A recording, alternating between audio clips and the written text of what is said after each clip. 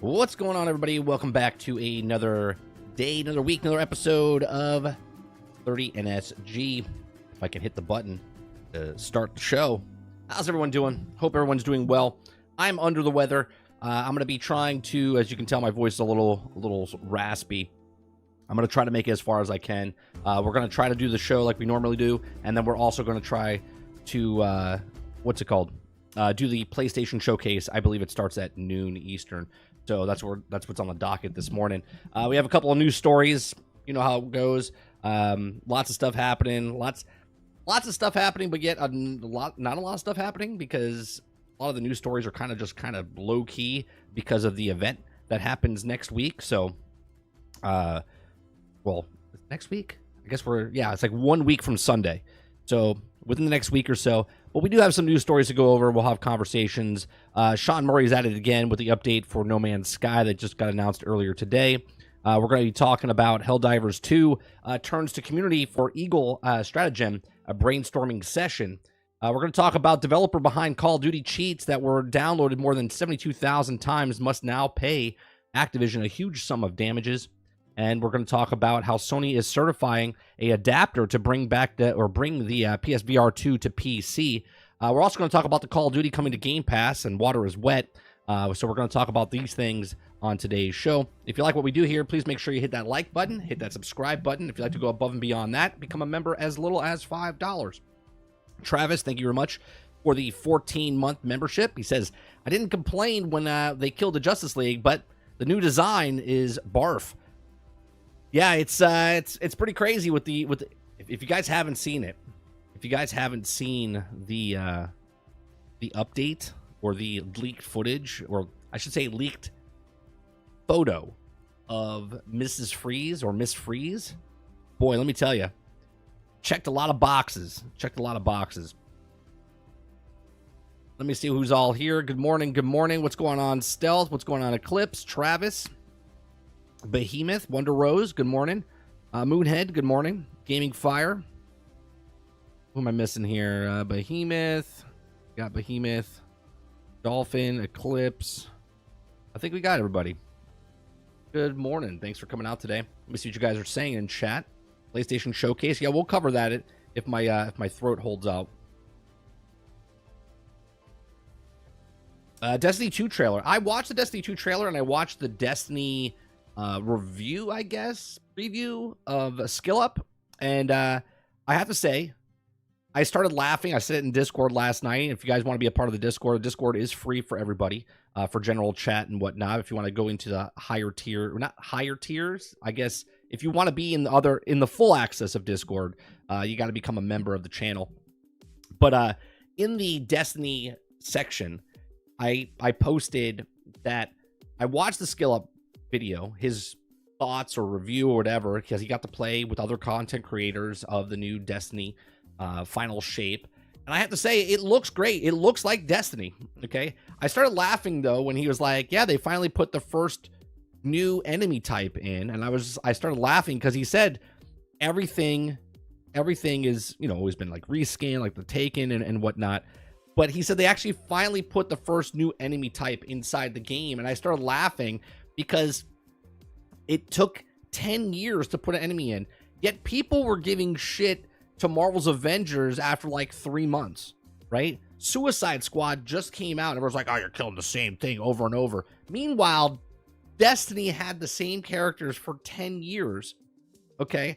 And I just started laughing, like in my room by myself watching the video, and I started laughing about it when he said it. Like literally tears were coming out of my eyes, because I was just like, this is ridiculous. And look, I'm not trying to hate on Destiny in any way, shape, or form. I just think it's funny what we like or don't like based on, you know what I mean? Like, if you don't like something, you think it's the worst shit ever in the world. But if you like something, you forgive everything. You're like, yeah, it's only been 10 years, but it's got good gunplay. It's got good gunplay, and that keeps me at Occupy, right? And that, to me, is like the funny part of it. Moonhead says about time. And he also had a question, right? He also had a question in his video, right? His video said, who is this for?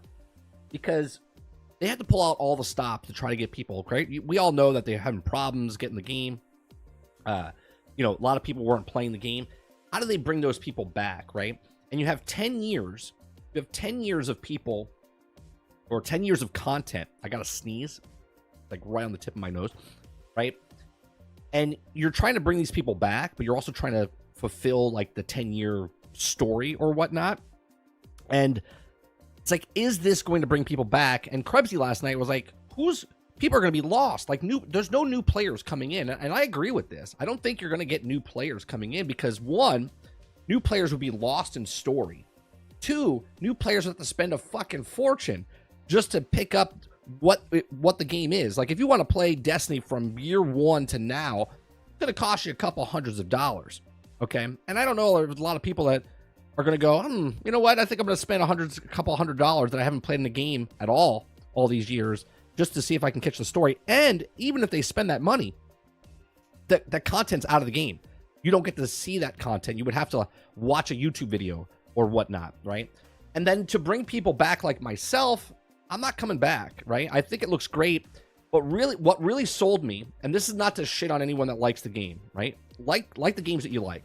The reason I'm not coming back is because it's just more of the same. 10 years of more of the same.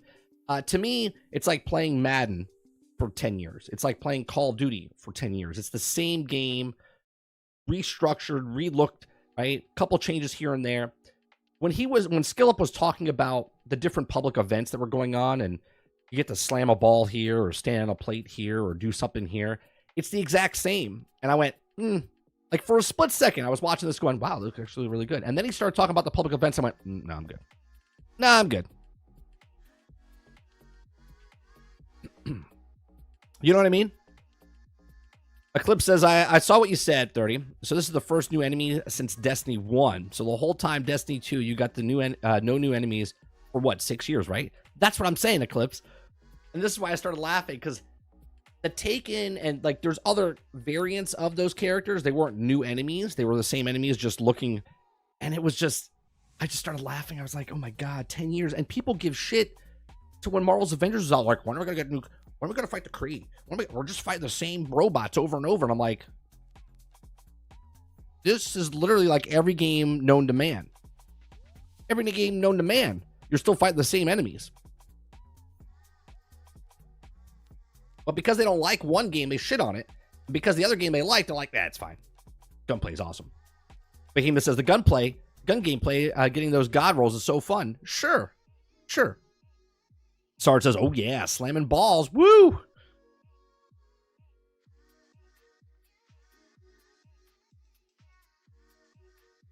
I got my tea. I took an aspirin right before. I got like a headache. Fantastic time. I'm trying to give as much energy as possible for the show, because I don't want to come in and be like, I'm sick, guys. Kid. Like, I had to get back to it. I was like, I'm not doing any news, any conversations. I'm dying here. Like, I'm dying sick-wise, and I'm dying that I'm not doing streaming. I love streaming. Destiny 2 is a cult? Yeah, maybe. Do they pass a basket around? Oh, wait. Never mind. They do.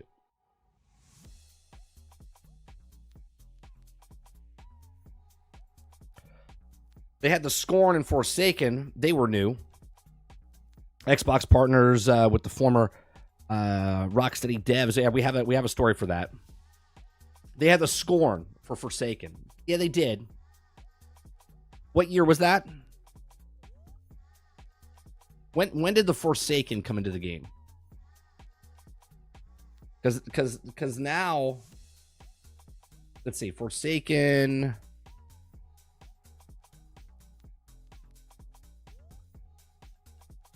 $2008. All right, so you had the new types 6 years ago.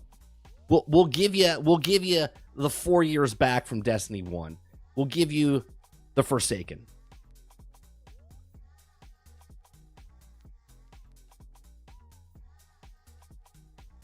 YouTube Lurker said, what's going on, Lurker?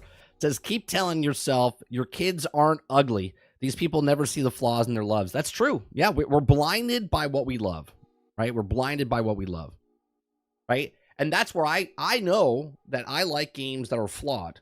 And I can talk about games that I like, that I know are flawed, where I just don't talk about it like it's shit or it's great. You know what I mean? I'm like, I give criticism, I give, feedback to the actual stuff. GPC, what's going on? The game is a bit bloated, and the rest is really needed this time more than any other because of the power creep.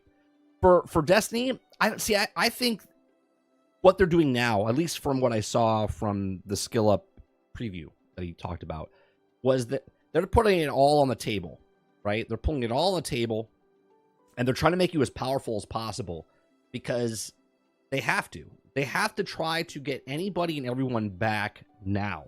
Because if they want a Destiny 3 or whatever, then they can reset it. But right now, they need everyone to come back and go. I know I'm skipping around here. It's almost like when Helldivers 2 first came out, all the guns felt really good because all the guns, they didn't have to nerf anything or battle. Everyone was like, oh man, you can use this gun or that gun and this gun. And it was awesome. And then they started nerfing and buffing. That's a different story. Destiny did the exact same thing. When guns first came out in the beginning of Destiny, what was that one that I had? It was a sniper rifle. The icebreaker, right? The icebreaker, right? It was OP. Okay. When other games or other guns came into the game, they were OP, but then they started nerfing and buffing different things. And now you're at the tail end of this 10-year, phenomenal, by the way.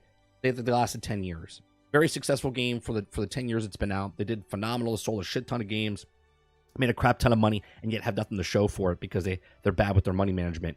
But they have all their guns now, and they're like, you know what? Let's just make everything as powerful as possible. Let's make your actual superpowers as powerful as possible, because that's a lot of P's there. Because they need people to go, oh wow, this is fun. Not only is the gunplay fun, but I feel like a badass, right? And that's all we want in our video games, right? We want to feel like a badass. Go on, Dave Rose. What's going on, Kyler Green? You know what I mean? Right, Gallahorn, Black Hammer, right? There's a lot of great guns in the past that are now relevant again, but they're making you grind for them again. The best gun in Destiny 2 is called playing Borderlands. What's going on, Ultron? The new DLC will be awesome to watch on YouTube as a movie. I will not be giving them my money on this. I played for 6 years. I haven't touched the game in the last 3.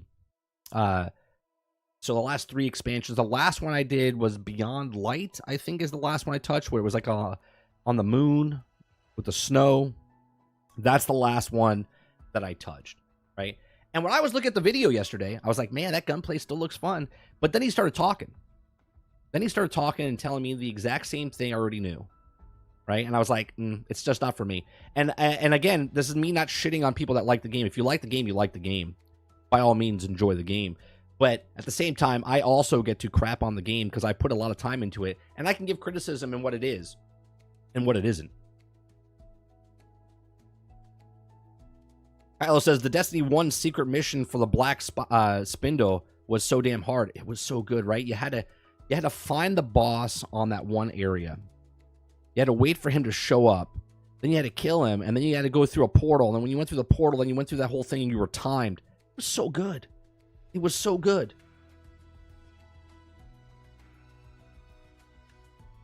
Sounds like my wife. We're having a good time. Then she started talking. Jesus. Excuse me.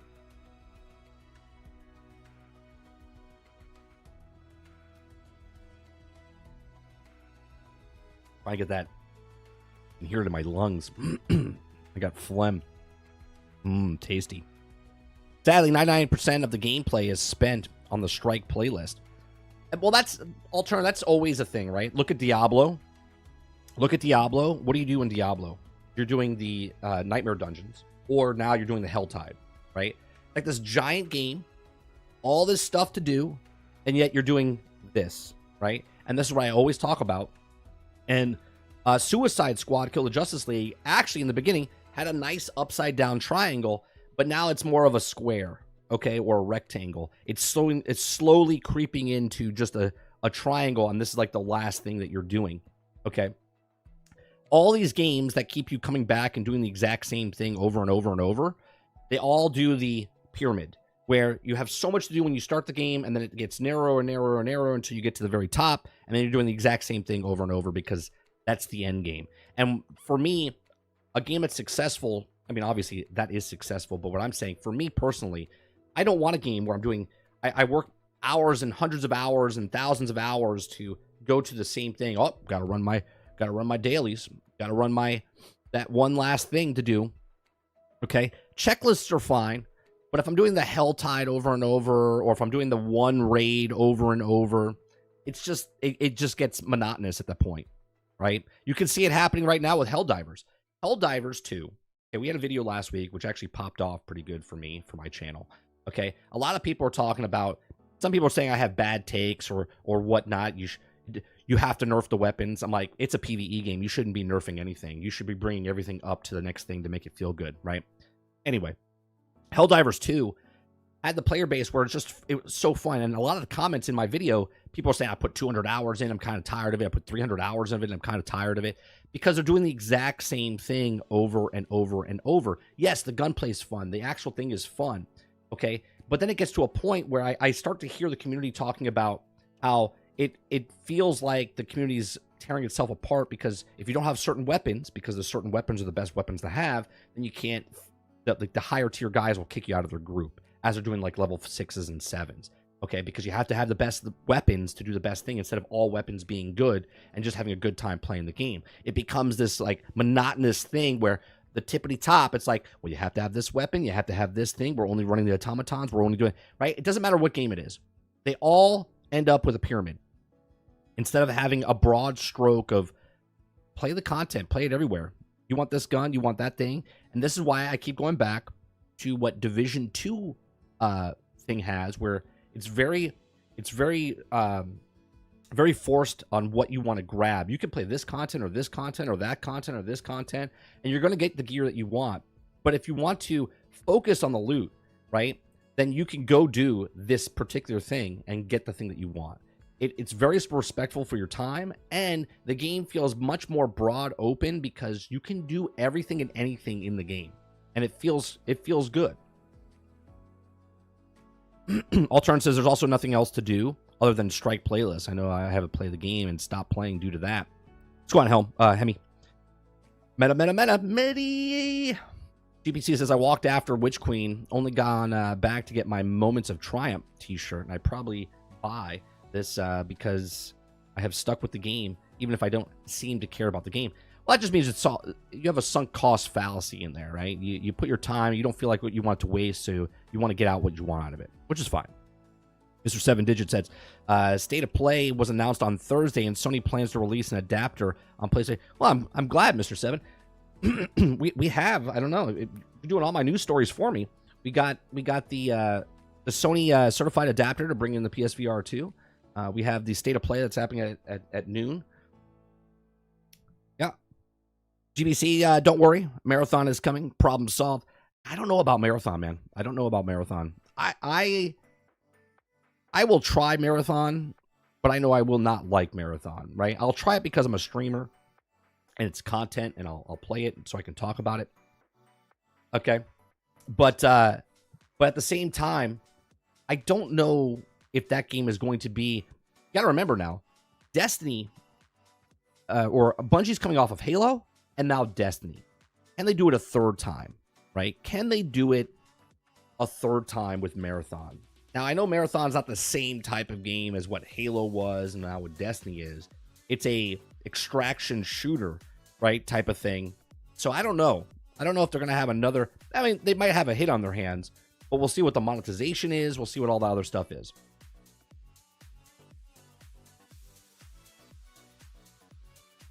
All right. Let's start off. Well, let's start off with the Sony thing. Let's start off with the Sony thing, shall we? Sony is certifying an adapter to bring in the PSVR 2 to PC. If you guys like what I do here, I do this Monday through Thursday from 10 o'clock in the morning till noon Eastern. We have conversations. I have covered news stories, give you my opinions and thoughts as I read the article for the very first time. I have not read this article. I'm reading it for the first time on stream with you guys, and then I give you my thoughts. If you like that, hit that like button, hit that subscribe button. If you'd like to go above and beyond that, you become a member as little as $5. Eclipse member for 8 months. Thank you very much for that. Appreciate that, for the continued support. Thank you very much. All right. So let's start off here. Sony's certifying an adapter to bring in the PSVR 2 to PC. The certification license has been found that could make the PSVR 2 headset compatible with the PC sooner rather than later. Amazing, because I said they should do this much faster, and here it is. It looks like they're pushing it through. First found by Twitter, sadly, it's Bradley. A new certification license, which happened on March 27th, 2024, suggests that Sony could be thinking about changing its PSVR 2 strategy. No, they're not thinking about it. They're doing it. Just like they're thinking about changing their strategy of day and date, which will happen, mark my words. Day and date meaning not on Xbox or Nintendo, meaning PlayStation and PC day and date will happen sooner than you think, okay? The new adapter would mean that the players who own the headset or intended to buy one soon have access to a huge library of games on the PC, which makes sense. It's like, why? If I got a Meta Quest 3, I don't need anything else. I just need the Meta Quest 3. And with the Meta Quest 3, I can play PC games, I can play the Meta Quest games, I could do it, and it makes sense. With the PSVR 2, you can't just buy the headset. I mean, you can, and you can look at it and go, wow, this is a really nice headset. You could do that if you wanted to, okay? I don't know why you would want to. But now you can actually buy the headset, and you'll be able to play PC games and PlayStation games. See, the problem with PlayStation's strategy is that you have to own a PlayStation to then use the PSVR 2. And if they were smart, they said, you could also use this headset in the beginning. Now they're doing it, okay? Where if you buy this, you don't need a PlayStation 5. You could just use it as a PC thing, and you could also use it on the PlayStation 5. That's not what they did. This is what they're doing now, and this is a smart business move, okay? So the huge library of PC, early in 2024, PlayStation announced it's planning to add PC support for PlayStation VR 2 systems sometime in 2024. The announcement is read. Also, we're pleased to share that they're currently testing the ability to PSVR 2 player to access additional games on PC to offer even more game variety in addition to PSVR 2 titles available through PlayStation 5. Again, this makes great business sense. In March of 2023, despite the rumors suggesting that the headset was selling poorly, PlayStation announced that the headset sold around 600,000 units in the first 6 weeks. However, the headset since has lacked the post-launch support with new games since its release, with recent rumors suggesting that the company has paused production on the headsets due to poor sales. This whole paragraph right here is great because a lot of people always like to come in and say that things are selling like hotcakes, right? And becoming from a YouTube standpoint here, when I launch a video on day one and all of a sudden that video shoots up and I'm like, oh my God, this is the best video I've ever done. And then all of a sudden, 1 hour later, it plateaus and then it never sees the light of day for like a week later, and then it pops back up. This is what I love. People are like, selling like hotcakes. They had, and we don't know what they liked or didn't like because they sold 600,000 units in the first 6 weeks. It's 100,000 units each week. Maybe they thought they were going to sell 200,000, okay, total. And they sold 600,000. Like, wow, this is really great. And then all of a sudden it plateaued for them, right? So I love that they show this and tell this, but a lot of companies don't like to share their info with us because then we know that they're lying, okay?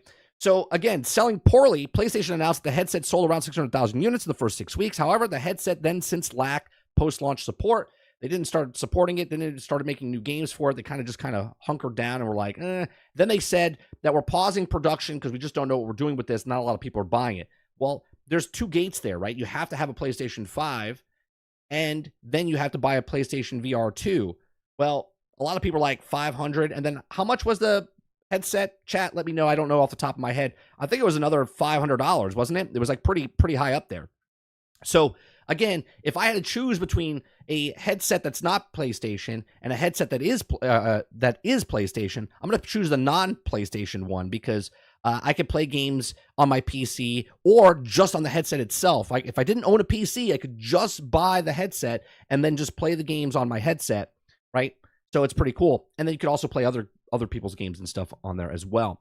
So one could speculate the move to PC facilitates the lack of games on the company's hardware, and it's rumored that the production being paused are true. Perhaps we could see a relaunch alongside the PlayStation 5 Pro, which is scheduled to release later this year. What do you think about the PlayStation VR 2 coming to PC? Let us know in the comments below. Let me know in the comments below. What do you think? What do you think about the PlayStation VR 2 now supporting, rumored, suggestive, not true yet, but when they do announce that the PSVR 2, maybe they say it today at the State of Play or the what is it called? The thing that's coming out today, right? Not the State of Play. Is it a State of Play? I don't know. The Sony event that's happening today. Maybe they'll say something about it. The PSVR 2, in my opinion, was a bad business decision to just put it behind a paywall of the PlayStation itself, especially when you're competing with other headsets in the market. Okay, obviously, cool that they have a PlayStation VR headset on the system, right? Xbox doesn't have that. Nintendo doesn't have that. So they're ahead of the game there. I think it was a poor decision on their part to put it behind a $500 paywall of the only other system, where they could have marketed to other people and went, should I get a Meta Quest or should I get a PSVR 2? Oh, well, if I get a PSVR 2, I could play PlayStation games and I could play PC games. That would have been a better selling point for them to sell the headset, in my opinion. But these are just my thoughts. Let me know yours in the comments section down below. Please make sure you share, like, subscribe. Let me know what you think about the PSVR 2 playing PC games in the future. And if you like what I do here, please check out some of our other videos. Thanks for watching.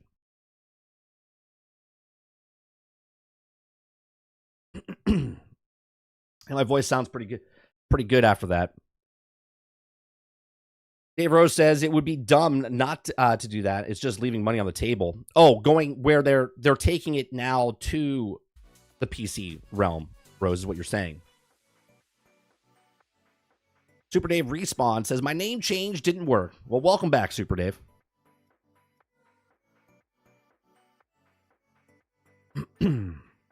Hopefully they drop some bangers, Mo, from rumors. I heard they're going to definitely drop some awesome stuff, but I wasn't blown away with the last two showings. What we're going to do, because it starts in about an hour and a half, I'm going to end this stream and then start another stream just covering the PlayStation thing.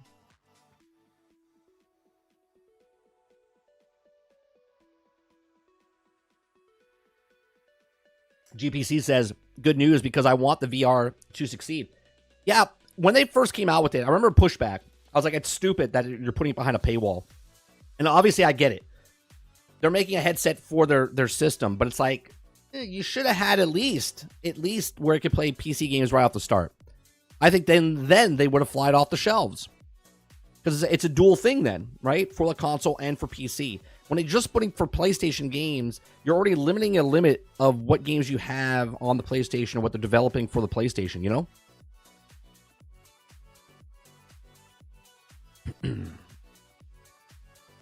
So under 1 million. The first 6 weeks. We don't know what they have now. I think it's like 2 million is the last thing I remember them saying. Or is that 2 million for the portal? I forget.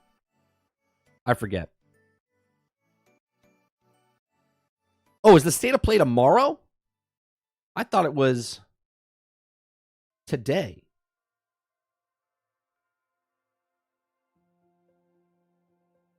No, today's the 29th.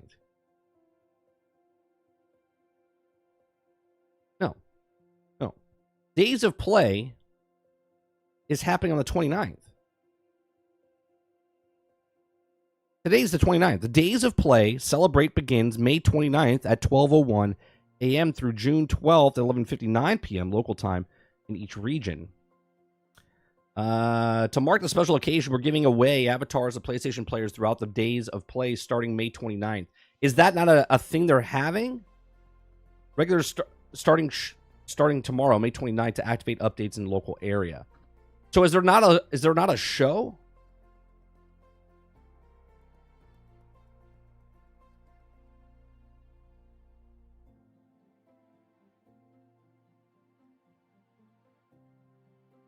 I'm looking at the thing right now.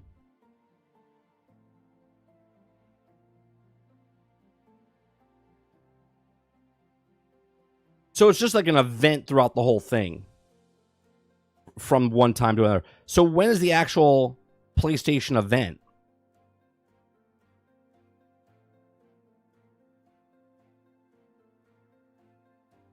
days of play from 1st into the 9th.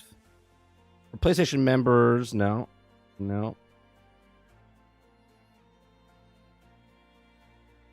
So maybe it's just an event on the PlayStation, not an actual event.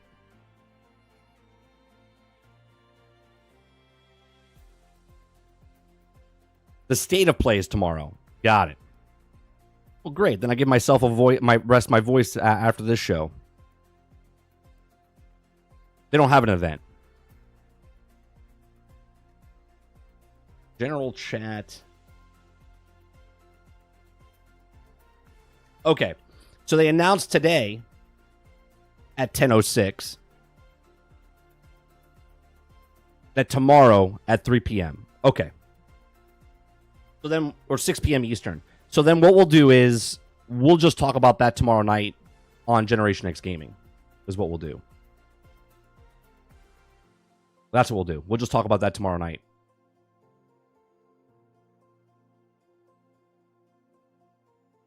Argus says, you got to stop taking breaks and caring about family, Mike. My work mornings have been boring, consisting of content I don't really want to watch. I'm sorry.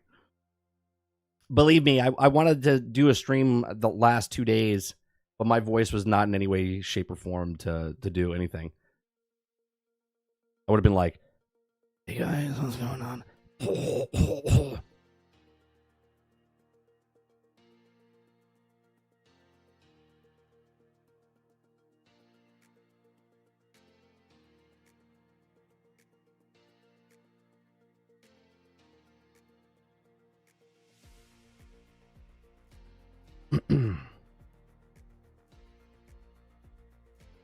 Try and get your original name back.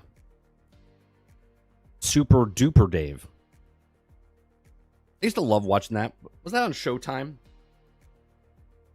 Super Dave Osborne?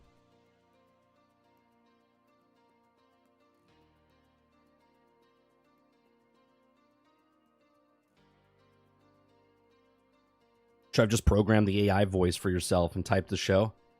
It's actually not a bad idea. Yeah. That's not a bad idea, Argus. Not a bad idea. Yeah, that was a great show. Well, great. No PlayStation show for me today. I was like, oh man, I don't know if my voice is gonna make it. So good. That's tomorrow. Fantastic.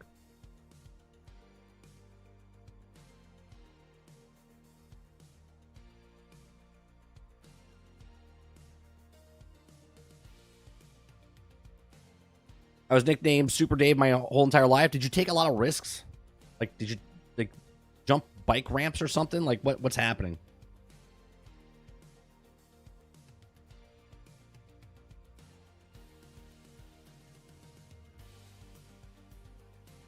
So no PlayStation Showcase, huh? Tomorrow.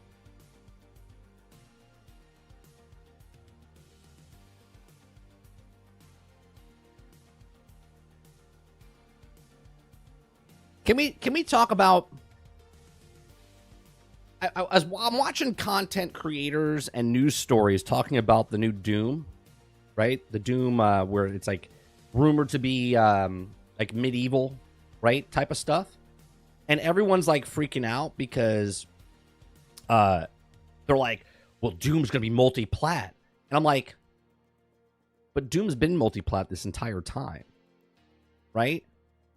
And I'm confused on how people are trying to make this like a thing.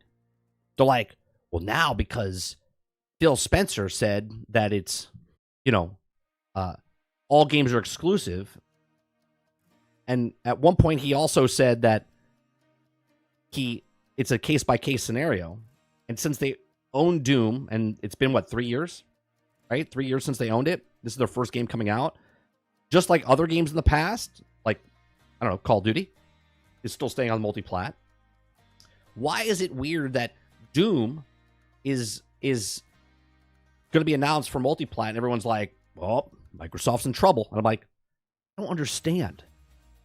I don't understand. Am I the only one? right? Am I the only one that feels like this? Like, the game was already multiplat. They bought it, and they're keeping it multiplat. Like Minecraft, like COD, like Doom, right? I'm sure there's other ones out there, okay? And yet, everyone's like, this is weird. This is weird. It's like, is it? Is it weird?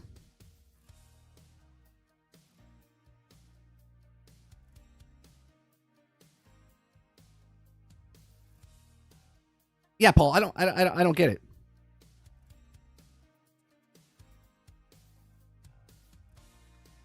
It's like water's wet, right? And they're like, what?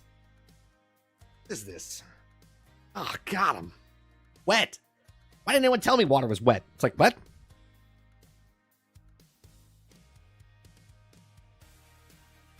Same with COD. Everyone's like, oh, Call of Duty. Call of Duty's on Game Pass. It's like, yeah. And we know. We've said this before they even owned Activision Blizzard. We're like, nah, they're going to be putting it on Game Pass. Everyone's like, no way they would put it on Game Pass. There's no way. They would lose so much money. It's like, I don't understand if you guys understand how business works, right? They're making so much money from Call of Duty, from 50 million people playing Call of Duty Mobile, where people are buying microtransactions, okay? And there's things that they can play it on PC still. They can play it on PlayStation still. They can still play it on PlayStation 4 and PlayStation 5, Xbox One, Xbox Series S, X, Game Pass, PC. Like, it's like Xbox One, One X, whatever it is, right? You can play it on like seven different variants of playing the next Call of Duty game. And they're like, they're going to lose a bunch of money. Sure. But at the same time, they're going to make the money back because microtransactions. And the people that don't want to buy Call of Duty for $70, then Microsoft wins because then you're coming to Game Pass, right? And if you don't come to Game Pass, then they win because you're going to be paying $70. And if you don't pay $70 and you don't buy Call of Duty and you only play the free portion of Call of Duty, then you're going to buy a microtransaction. Does anyone not see this? Anybody? Raise your hand if you don't understand what's happening.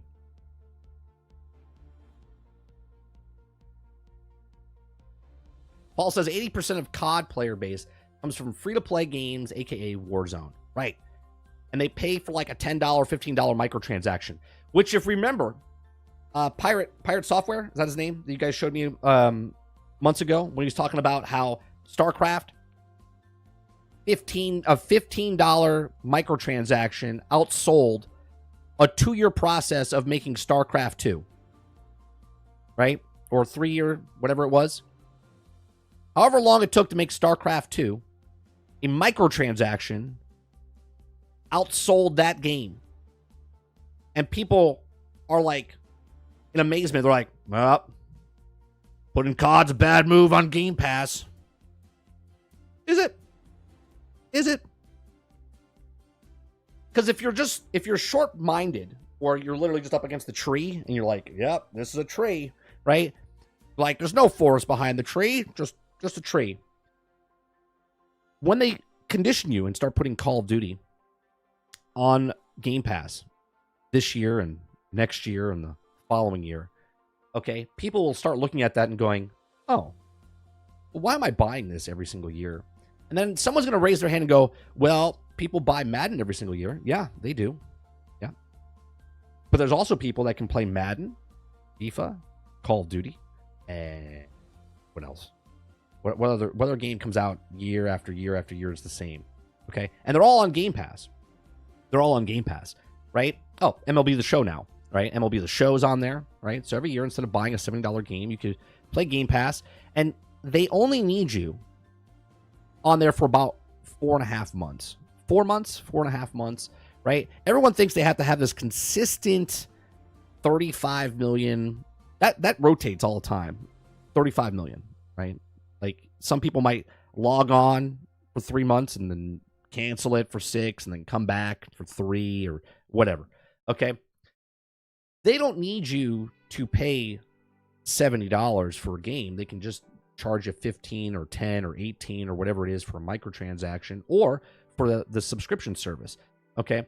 And the funny part is, everyone always says that games are getting harder to make and they need to make more money. They need to charge more money.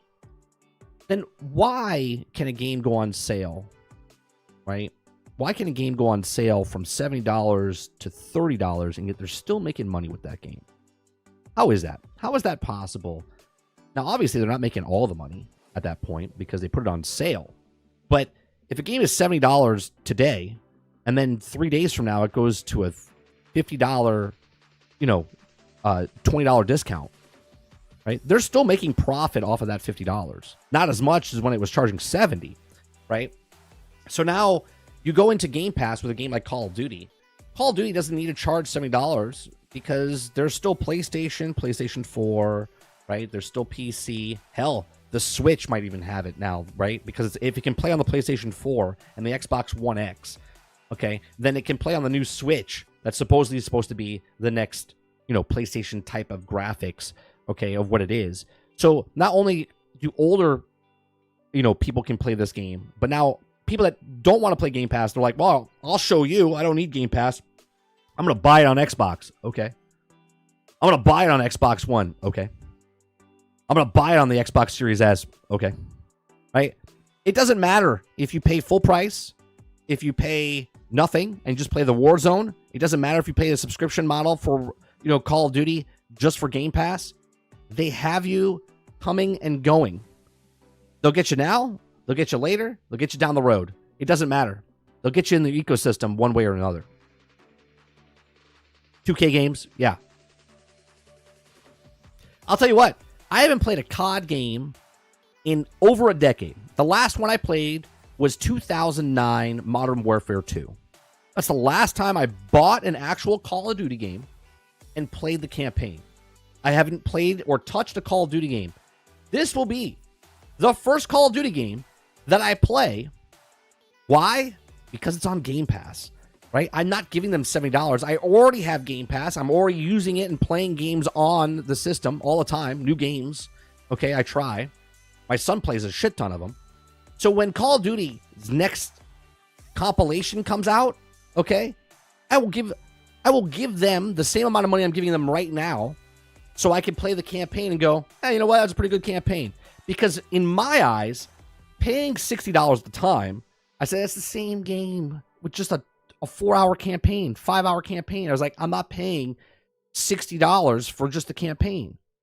So I stopped paying for it.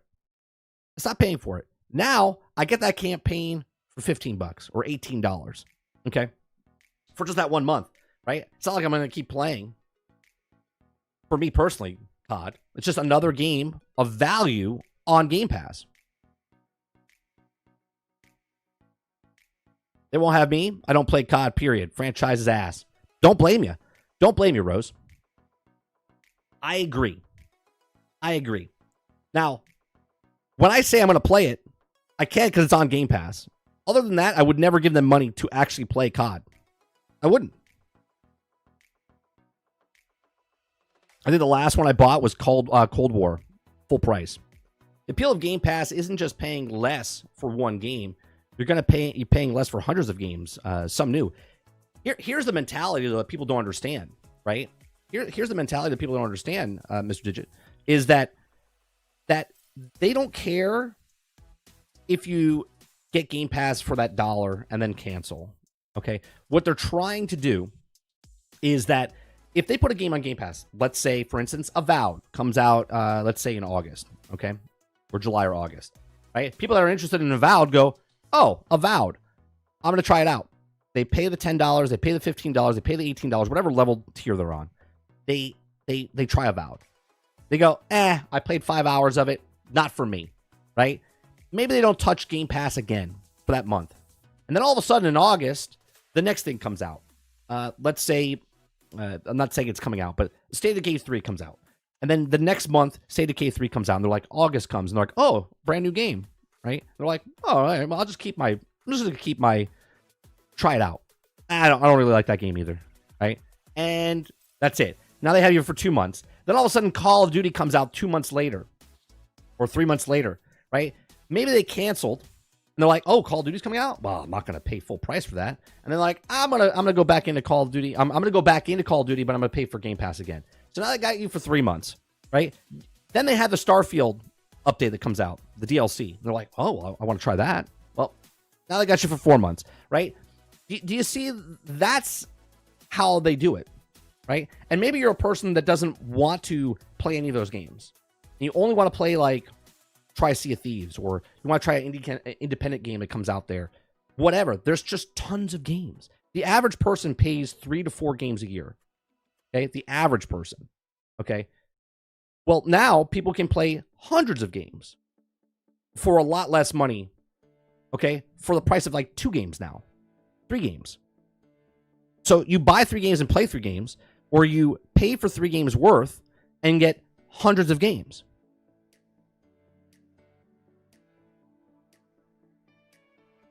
Mo says, I'm playing all the campaigns I missed.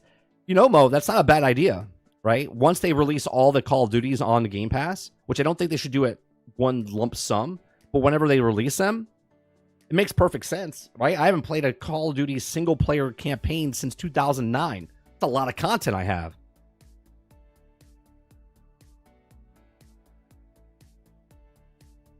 That's a lot. What was that, 10 games? 6 hours a piece? That's 60 hours? 80 hours?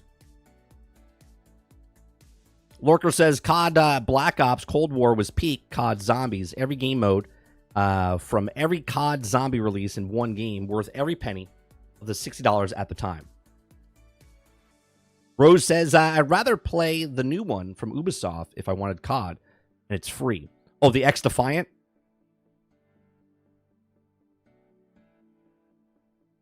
Give me 4 games a year, and Game Pass is a value for me. The perks are also good.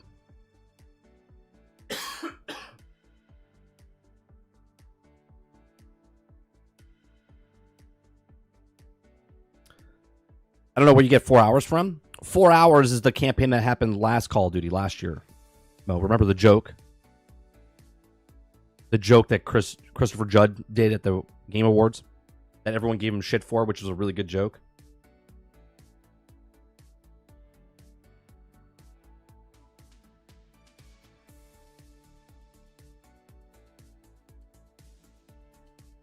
So now all 4 hours? No, it's a joke, Mo. Did you put your pantyhose on today? Did you get dressed in the dark today? What's happening?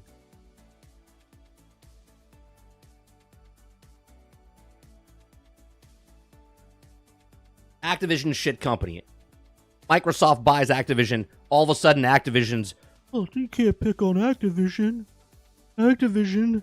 What do you mean? Stop it. Stop it.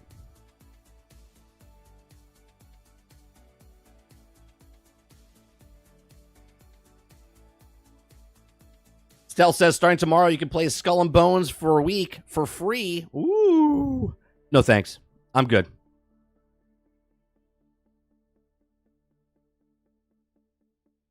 I'll just buy the games at full price. I'm not a subserve guy. Well, you will be. Will be, Rose. We'll get you. Nothing. You will own nothing. You will own nothing. You will like it. I feel like I'm the. I just watched episode 3 with Star Wars with my son last night. He wanted to watch it so bad. He's like, and then at the end he was like, "This is really dark." Wanted to watch it, but I feel like the Emperor right there. Right, Rose is like, I'm not gonna. I just want to play full price. I don't like full service. The Emperor's like, do it. Kill them. Power. Unlimited power. That's what I feel like Microsoft and the gaming industry with the streaming service is. Yeah, last year could has never meant as a full release. It was an expansion because of Black Ops delayed, changed to full release. Quinto says, stop it. I don't wanna. Or beloved Activision wasn't constantly shitting on them on COD a year ago. I always shit on them. It's one thing you'll get from me. Consistency. You'll get consistency from me.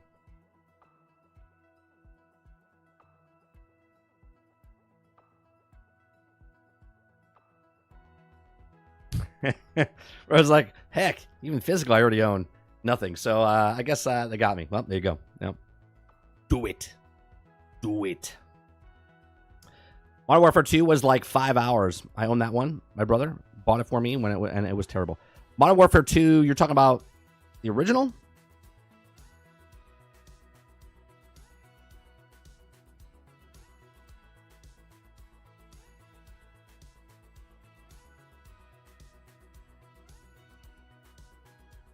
Someone has to have a website for this, right? All right, let's look at this, right? All right. Let's go to this, right? Call of Duty Modern Warfare 3 2023 5 hours. Okay, 5 hours. Then we have Call of Duty Black Ops Cold War 5.5 hours. Then we have Call of Duty Vanguard 6 hours. Then we have Call of Duty Modern Warfare 2019 6 hours. Then we have Call of Duty Ghost 6 hours. Then we have Call of Duty Modern Warfare 3 2011 6 hours. Then we have Call of Duty Modern Warfare 2 2009.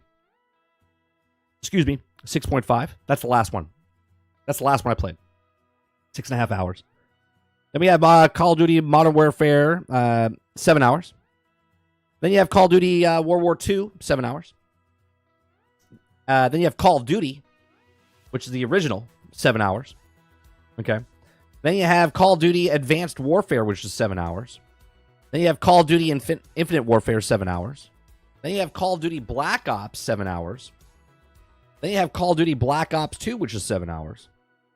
Then you have Call of Duty World at War, 7.5 hours.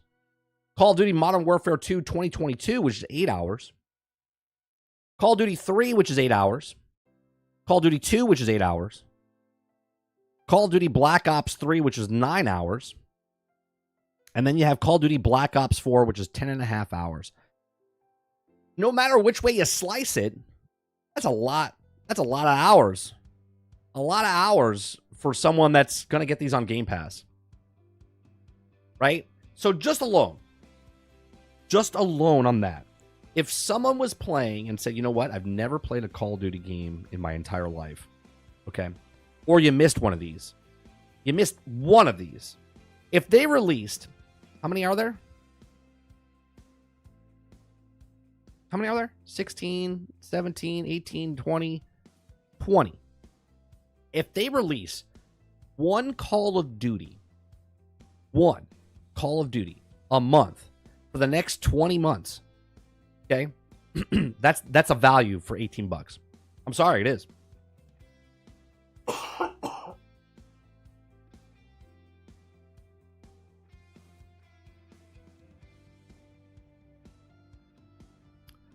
This is very important. Is it stealth? All right, hold on.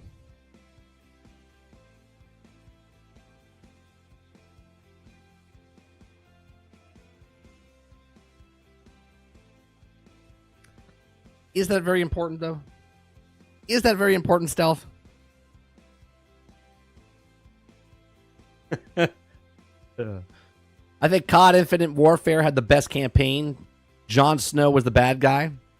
About 7 huge stars at the time. Great story. Top tier voice acting. Highly recommend. And Battlefield 3 had the best first-person shooter campaign. Maybe Titanfall 2 is equaled with it. Battlefield Bad Company 1 and 2 were good story campaigns. Quintar says COD version should keep their cherry and don't play it. But the value. The value. You know what I mean?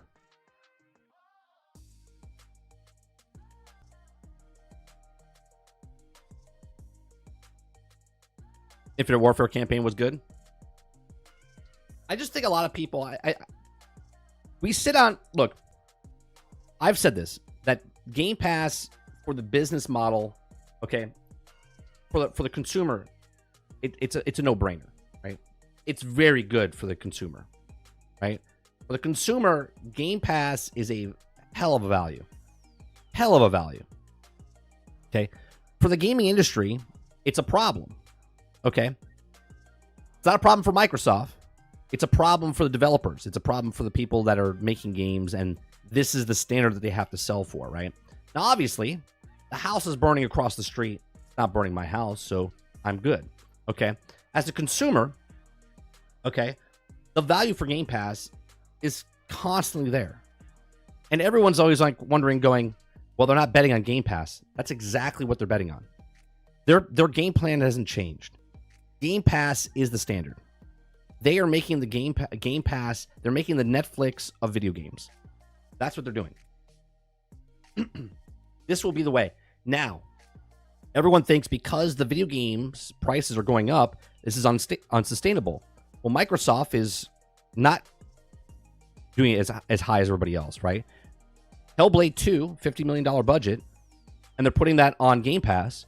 That's much more reasonable than putting $150 to $200 million to $300 million on Game Pass, right? They're not going to make their money back on a $300 million budget on Game Pass unless they have 100 million people. Well, they're not there yet, right? They got to build up to that. They have to build up to that. I played every single COD for multiplayer ever since World of War. I just didn't care about the multiplayer for COD because COD has raised has turned in PvP is so, and I don't care about the toxicity of like, you know, someone saying your mom or eat shit or all the other stuff they say when you're in the COD lobbies. That's not what I'm talking about, toxicity. I'm talking about like COD has literally grown like gamers in a petri dish, and they're just toxic. They don't help out in any way, shape, or form when you play other games. Go play Hell Let Loose. Go play Battlefield. Go play any other game where you have to team up with somebody, and they're coming from coming from a COD game, right? They don't help out in any way, shape, or form. They're Rambo, right? They run out. They try to do everything. Their kill death ratio is a thing. This is why I like a lot of the team-based shooters that are coming out, because you have to work with a team instead of when you're with a rando and the rando's like, I'm pulling my weight. What are you doing? Like, it's terrible. The way how COD has, what's the word I'm looking for? Raised? Right? Like, adapted the people to play Call of Duty compared to everything else. Cheaters in COD is out of control. Quintar, it's like you're part of the show here. It's like you're part of the show. Look at this. Look at this. We have a story about cheating in Call of Duty. It's crazy. Crazy. It's like my unorganized chaos actually has some organization to it. But you don't think they raised the Game Pass price with COD coming? Because I definitely do. So it's not sustainable, in my opinion. No, I said this last week, right? I said this last week, Rose. I don't think they raised the price because of COD. I think they raised the price because they add more value to Game Pass, which could be, if you add a World of Warcraft to Game Pass Ultimate PC, right? The Ultimate Pass, where you can play your membership for WoW inside of Game Pass, I think they can raise the price for that. I think that's value there. If they give you a lot more games to play, then I can see them raising the price. And again, we've always talked about what that price is on the show, right? Is it that $20 price point? Is it that $25 price point? Is it another tier? I don't know. Obviously, I've said they're going to raise the price because Game Pass has to have value. The more value they put into it, the higher they can go. Now, the problem with this is, how much more value do you have? So, for instance, let's say they take the whole entire library for Call of Duty. They add that to Game Pass right now. They raise that up $2. Okay, now let's say it's $20 for Ultimate. Then down the road, 6 months, maybe a year, all of a sudden now they put all of Activision's backlog of other games like Transformers and Ultimate Alliance and whatnot, and they throw that into the value of there. Okay, can they raise that up $2 again? Then they add World of Warcraft down the road, and they add another $2. How high do they think they have to go? Because how much value do you have to put in before you raise it up another $1 or $2? You know what I mean? It's already expensive in my opinion. I never pay that. Here's the thing though. How many games do you play a year? How much money in games? This is a weird question because how much money do you spend a year on video games? Okay. And is it more or less than what the total year is for Game Pass? Now, obviously, you might not be interested in games that are on Game Pass because you are older and you've played a lot of the games already, I would assume, right? That's why it's not of value to you. And I get that because if you're a person that always kept up with the Joneses the last decade, a lot of the games that are on Game Pass or PlayStation Plus are games that you've already purchased at full price. Do you know what I mean? So if you already played a majority of it, like, let's say you didn't buy any game this past year, and all of a sudden, all the games that came out, Jedi Survivor, which is there now, Hogwarts Legacy, I don't know, Elden Ring, and Armored Core 6, okay? Those are 4 awesome games that, let's just say they're all now on Game Pass. If you already bought those games, then the value's not there for you on Game Pass, right? But if it's a person that didn't play those games and now those games are on Game Pass, that'd be a huge value for them on Game Pass, wouldn't it? Drummerman77 says, why should you pay it? Why should I pay what? I'll probably buy 4 or 5 maybe, but not a lot because I have a backlog. I'm playing a 16-year-old game right now on PC. I'm playing Star Wars Empire at War. I'm having a blast with it. Okay? 16 years old. I paid $20.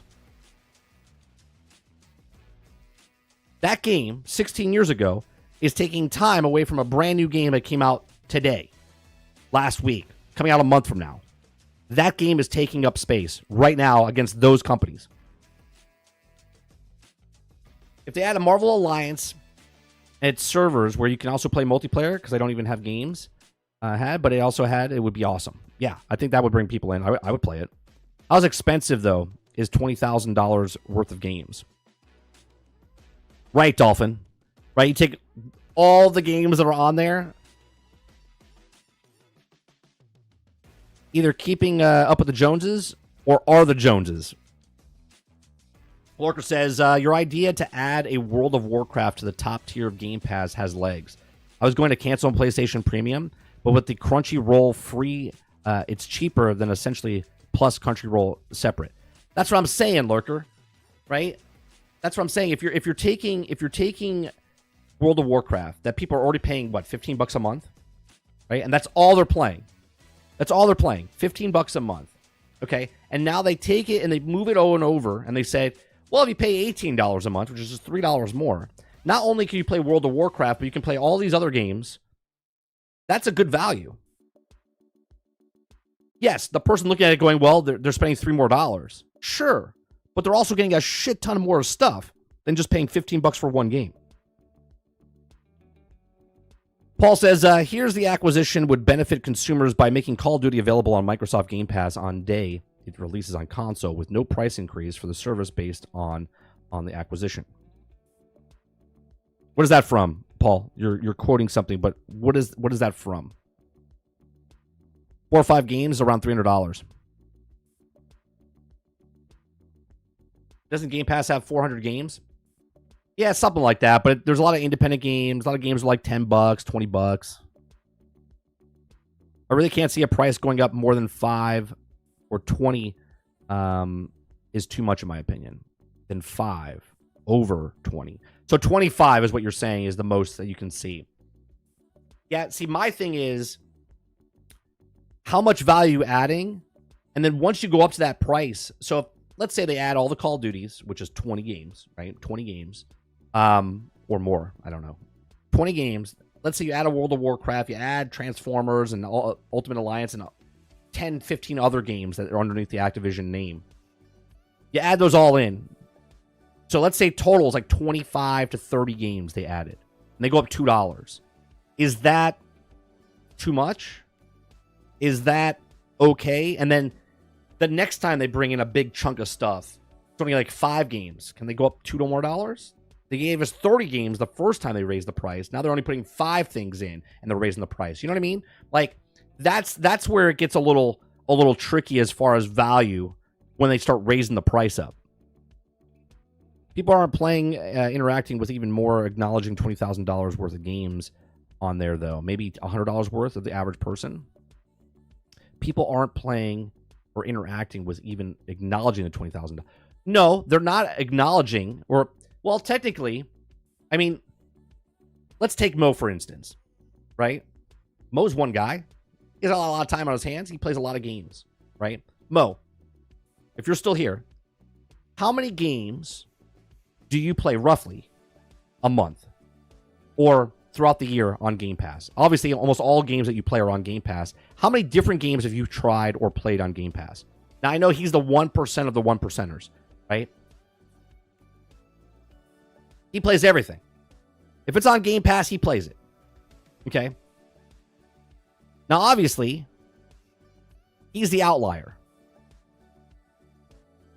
But there's a lot of people. I know for a fact, for me, I'm playing way more games. My son, he bounces off games. I would say he tries brand new games or different games on Game Pass. I would say at least 10 to 15 a month. 10 or 15 a month he's trying out. Now, if he beats him or not, I have no idea. The thing is, most games on Game Pass are not still full price outside of Game Pass. Unless it releases onto Game Pass day one, a lot of those games aren't 40, 30, or 10. Yeah, but rather than just buy my games, I have to not have to hope it comes out to a subservice lots of times. I want to play it, doesn't. No, I get that, Rose. There's a lot of games that are like for instance, Space Marines 2, right? Originally, I thought they said it was coming to Game Pass. Apparently, we all just thought that. Now, I'm interested in that game. Okay, I'm interested in that game. I'm going to wait to see what happens with the game when it comes out. But, obviously, if it doesn't come to Game Pass, it will at some point. Right? So now it's like, do I pay for the game, enjoy it with the Joneses, right? Do I play it and enjoy it with the Joneses, or do I wait and play it down the road when it's on Game Pass? Do I keep up? I buy a lot of my games. I've purchased a lot of games already this year. None of them on Game Pass.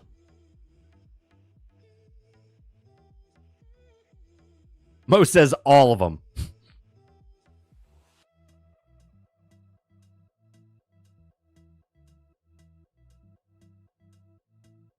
So they already said COD was planned for Game Pass day one, but it would not be released for a price increase.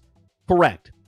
And I'm saying I don't think they would raise the price for COD. I said they would raise it for something else. So if they're already saying they're not raising the price, so there you go. Now, is that official or... I'm on Xbox a lot. Mo plays quite a separate of games compared to everyone I know. However, only occasionally download a game from Game Pass despite paying for it nonstop since damn near it came out. I don't think you can just put a price up because of the amount of Game Pass being added. I just think it ceases a bigger net for new subscribers. Right. Well, this is what I'm saying, Paul. Like, if they add 10 games, how many games can they add before they raise the price? And if they add 10 games and raise the price by whatever increment that is, $1, $2, then the next time they come out, that value has now been set, right? They're like, well, the last time they added 10 games, they raised the price this amount. So now they raised 15 games. Are they going to raise it again? You see what I'm saying? That's all I'm saying. Go on, Roadkill.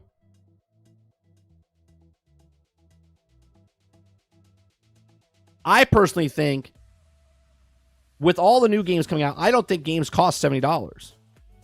Right? I don't think they cost $70. I think games could sell for $40 and they would make a killing. But the corporations want to make it $70 because they want to recoup that money as fast as possible.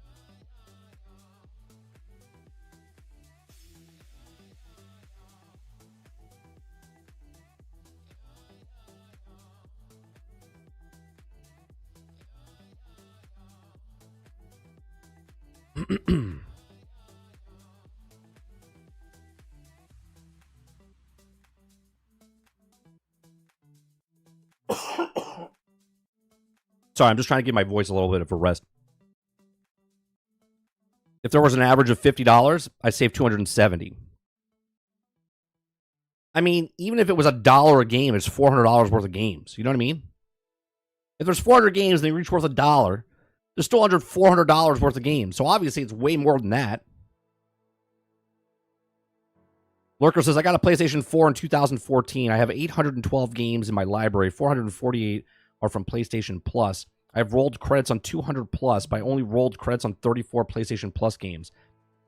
It valued, but I tend to be picky when I buy. Sure, Lurker, because you're spending your money. Obviously, you're spending your money on PlayStation Plus, but when you're spending $10, $15, or you're spending $70 or $100 on a game, there's a big difference there. You want to make sure you get that value. Like, for instance, Suicide Squad. I got my value out of it, right? I got over 100 hours in that game. Okay, so even if I paid the $100 for that game when it came out, or $70, whatever the pre-order was, right? Well, I got it as a gift for my birthday. But even for that, okay, or for Christmas, I'm sorry. Even for that, I got my value out of it because I do $1 an hour type of thing, right? So I played it enough. I have way more hours in it than I paid for it, and I'm okay with it. My value is fine. But imagine paying that game now a year and a half from now. The game's out, it's like $20, and someone could put 100 hours. That's well worth the value. Say what you want about the game, if it's good or bad or whatever, right? But that value is there. Now you take that game and you put it on Game Pass, right? That's value is there. That's a $70 game, which is now $30, which is now $20. It's still valuable for that person to put their time in. But that's the thing though. When you pay for PlayStation Plus or you pay for Game Pass, you're only paying $10, $15, $18. So if you don't finish the game, you don't feel bad. You're just like, well, $18 and I still have all these other games I could try or play. Then it kind of desensitizes you, right? Look at your phone games. When you look on your phone, you download all these other games on your phone. You're like, what am I going to play? You have no investment in it until you start charging, so you start putting microtransactions in that game. Then you have an investment in that game because you started spending money in that game. But if it's a free-to-play game, you have no loyalty to it. Oh, I played that years ago, Mo. I played that years ago. We went through a whole kick back on, I forget if it was on when I was on Mixer or if it was on Twitch the first time around. We played all the Walking Dead games. We played the Borderlands games. We played the Batman Telltale games. We played any Telltale game that came out. Wolf Among Us. I liked all those games, man. They were all great. The Batman game was great. The Batman one was great. We played the Game of Thrones one. I think we played the Game of Thrones one. That's a good one.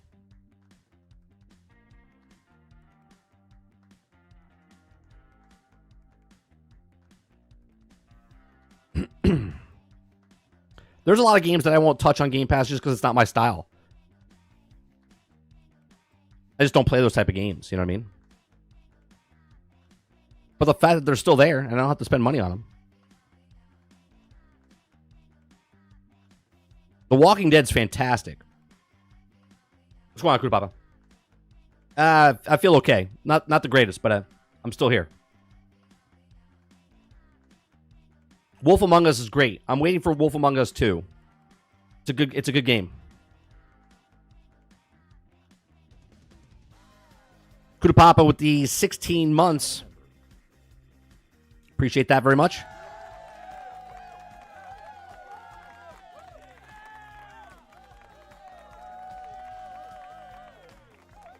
What Microsoft made Black Ops 6 free to play? What do you mean? What if Microsoft made? Is that what you're asking, Ron? I mean, the Warzone will be free. I mean, you're not getting it for free, but you're getting it for a small price.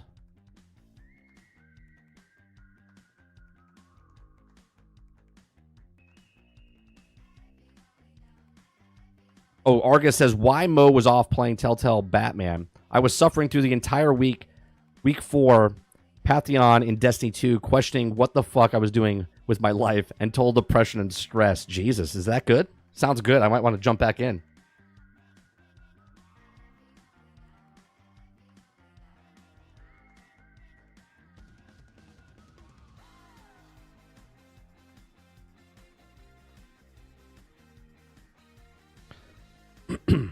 I was wondering what you were saying, Argus. I was like, it was the most single worst gaming experience I had in the last 20 years.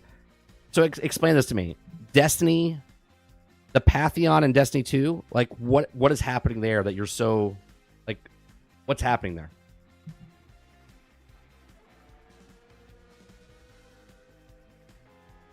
I never played the Back to the Future one. The only Telltale game I never finished was Back to the Future. It sucked so bad. Oh, that's a shame. I'll wait till it comes on Game Pass.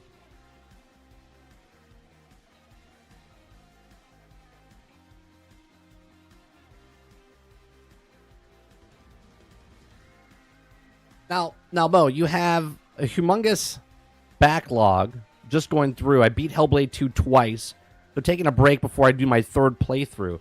My question is, if you have such a backlog, why do you keep playing the same game over and over? I mean, obviously, I know you wouldn't like it, but...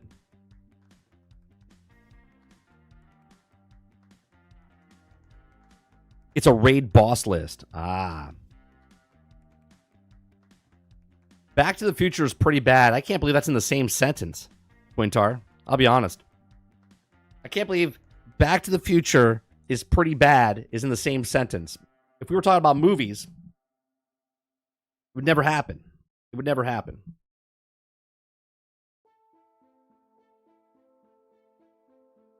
Pantheon is a raid boss rush mode, week 4. You have to do 8 raid bosses back to back with minus 20 power and extra modifiers and mechanics. No, I'm good. I'm good.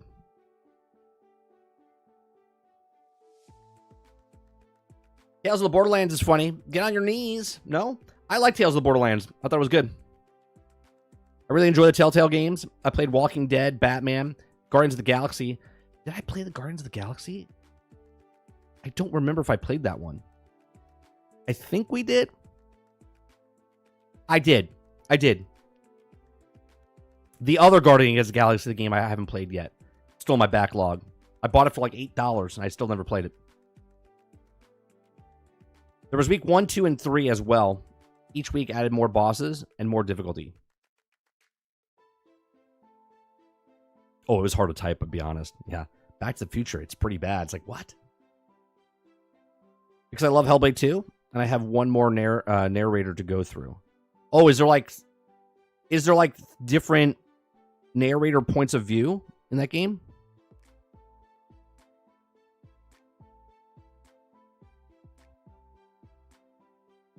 Eclipse says, I don't know.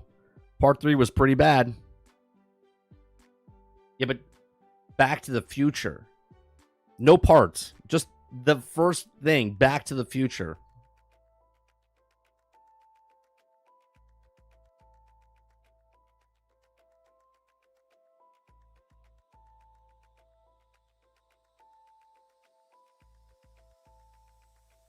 He played it. Lurker.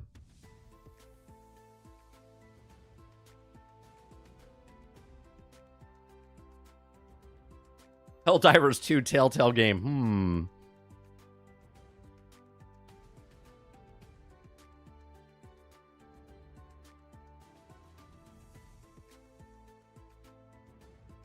The scene from Tales of the Borderlands that got me was the reverse Mexican standoff. Every time I see it, the clip, I laugh my ass off. I don't remember that.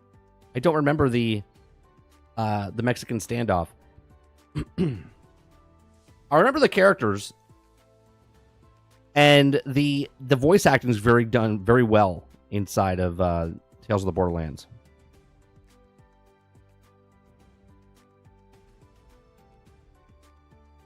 All right, let's go with this story. Let's go with this story. All right, I do this Monday through Thursday. We cover news stories, have conversations. I just read the story for the first time on the stream with you guys. I give you my thoughts and opinions on it, and then we have a little conversation about it. If you like what I do here, make sure you hit that like button, hit that subscribe button. If you like to go above and beyond that, you become a member as little as $5. Let's get to it. Developer behind Call of Duty cheats that were downloaded more than 72,000 times must now pay Activision a huge sum in damages. Now, we've had stories like this before with Destiny and other games, so now it's Call of Duty's turn. So Activision has pursued legal actions against a engine owning for the last 2 years. Okay, it says Activision is taking home a legal victory after a U.S. district judge grants a default judgment in the publisher's case against the German-based cheat distributor Engine Owning. District Judge Michael Fitzgerald also awarded Activision $14.4 million in damages with another $292,000 in attorney fees as compensation for a profit loss caused by actions to the engine-owning cheating software. Well, there you go. They just paid for Game Pass. There's the Game Pass fees for the people that Thanks, cheat guys. Engine Owning was founded in 2014, and it was provide subscription-based model for players to access an extensive library of cheat software for a multitude of Call of Duty titles, as well as EA's multiple multiplayer properties, Battlefield and Titanfall. Activision's lawsuit claimed that the popularity of Call of Duty had led to the creation of the secondary market for cheats. Thus, to use the cheats led to a ruined game experience, and non-cheating gamers who would quit or turn off the competing products and not plagued by cheaters. Activision also claimed that the extensive existence of the cheat software from Engine Owning harmed the reputation of Call of Duty, ultimately deprived Activision of millions of dollars. Okay, I always think this is interesting that someone pays $70 for a video game. Okay, in the grand scheme of things, I understand if you have money, it doesn't really fucking matter. But someone pays $70, $60, let's just say, all these past years, $60 for their game, $70 now for a video game, and then you play that video game and you're like, you know what? I'm going to pay another subscription service. They're upset. I want to know how much this subscription service was. I really do. How much do you pay for the subscription service to cheat? Because people say that Game Pass is too expensive or other things are too expensive for a streaming service or subscription service. Netflix is too expensive. Disney Plus is too expensive. But these people pay $60 for a video game, and then they spend an additional fee to cheat each and every single month so they feel better about themselves. I'm always mind blown by this. Like, they truly believe that because they're using a cheat, they're actually that good at the game, and they feel like their kill-death ratio is much better than everybody else's. It's astonishing. Okay? The case that was filed by Activision in 2022 to Central District, California, with the default judgment granted the U.S. District Judge Michael Fitzgerald multiple allegations and violations of Digital Millennium Copyright, or DMCA, violations of computer fraud, Abuse Act of CFAA. It's also the violation of the Federal Civil Racketeer Influence, the fraud influence of the RICO status, where they lobbied Engine Owning. The 10 listed defendants included Engine Owning co-founders failed to show up for the hearing. Oh, I wonder why. And the court must decide how to divide the result fines amongst them. So $14.4 million judgment was determined by multiplying the known number of users Engine Own cheat software as predetermined, and fined for each violation of the DMCA. Activision requested the court only ordered Engine Owning for a minimum statutory damages, okay, which totaled $200 more than 72,000 instances of players using engine-owned cheats were listed, bringing the total judgment of the DMCA violations to $14.465 million. Activision also entitled to $5,600 in attorney fees, plus the additional 2% in fees in every $100,000 awarded, for a total of $292,000 in attorney fees. Damages are also coupled with the decision from the court to grant a permanent injunction against the Engine Owning that will also require defendants to transfer the company's domain name, www Engine Owning, to Activision. Ooh, they'll just make another one. Activision has also continued its commitment to abolish cheaters in Call of Duty annual premium titles as free-to-play Battle Royale Warzone, and the publisher and its developer studios formed a decade anti-cheat team of Team Ratchet, or Ricochet, who also created various cheat mitigation tactics to crack down on software third-party cheat devices. And also the Blizzard arm Activision Blizzard similarly blocked down the banning cheat tools in Overwatch 2. So there you go. I think this is weird timing, right? This was published 2 hours ago. Yesterday, I think it was yesterday, they announced that Call of Duty was going to be on Game Pass. And do you think the two have no correlation? I think not. I think because people are wondering about what happens to the cheats. Now, it's interesting to me. I wonder, I would like to go here and check it out. We'll do this after the little discussion here. I want to know how many people were paying, like, not how many people. We know 72,000 people were doing it, but how much they paid to do it, which is interesting. Look, I hate cheating. I hate cheaters. I hate cheaters for a small little card game to a board game, and I definitely hate cheaters in video games, right? If your skill is shittier than mine, I'm a 46-year-old man, and I can hold my own in a PvP game.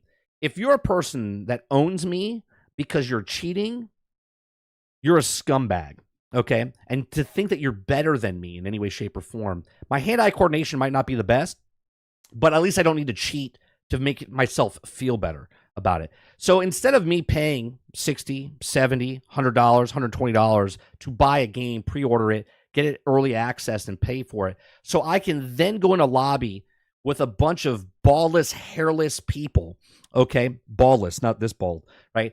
Ballless down there, where they have to spend $60, $70 for a cheat on top of the thing they've already bought so they can feel better about themselves and then brag to their friends that they have a better kill-death ratio than a 46-year-old man who's just playing the game is astonishing to me. Okay, now I do know there's a whole other world out there for people to get contracts and different things so they can go into pro games, but you'll be exposed in 2 seconds because there's actual people out there with actual talent, actual people that actually have skill in games and PvP games and whatnot. And yet these people sit somewhere in between the people with skill and people with very little skill or just an average goer, and they're in between because they feel like they're the pros, but they're below the people that are just the casuals, and they have to feel better about themselves with their kill death ratio and make videos and while they're eating chips and living in their basement. Okay, we're living in their mom's basement. Okay, these are two different things. People like Shroud or Dr. Disrespect or all these other people that play or played professionally, these guys actually have skill. They actually don't need to pay for cheat codes. They probably mock the cheat codes after these people. This is why they call Shroud a bot, because of the way how fast he can kill people, okay? When people pay for stuff like this, it just irritates me. I just don't understand the whole premise of, yeah, to feel better about myself, I'm going to, like, pay a monthly fee so I can get a wall hack or cheat. Again, this goes into a different thing. If you're a Twitch streamer and you forget to shut off your thing because you're a competitive multiplayer shooter, and then you leave that on, I mean, you're probably making hundreds of thousands of dollars fooling the people that are watching your stream, but one day it'll come back to you knowing that you're a streamer, and then you'll be, you're cheating as a streamer, and then you'll be done. That'll be it for you. So let me know what you think about the cheating in Call of Duty or other aspects of the PvP games. I'm actually happy that they got this. I was happy when they did it for Destiny. I was happy when they did it for, what was the other game they did it for? I forget the other highly multiplayer game they're cracking down on the cheats. But anyway, I'm happy they're doing this with Call of Duty. This is not going to get me to come back to Call of Duty. Okay, again, I'll play Call of Duty single player campaign now that it comes on Game Pass because I'm not paying anything. But PvP, I'm good. You guys have your fun with your $70 microtransaction cheat codes to have wall hacks and whatnot. But these are my thoughts. Let me know yours in the comment section down below. Please make sure you share, like, subscribe. What do you think about the lawsuit and cheats in general with PvP games? Are you for it? Are you against it? I would like to know why you are for it, but let me know in the comment section down below. If you like what I do here, check out some of our other videos. Thanks for watching. All right. Yeah, I fucking hate cheaters. What's going on, Water Bear?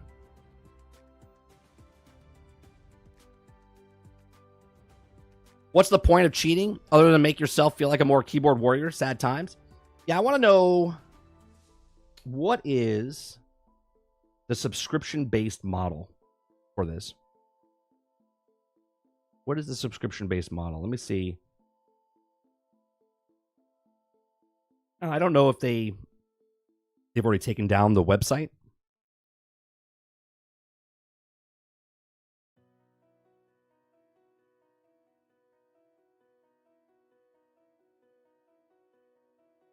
I can't see what the purchase price is because they've shut it down.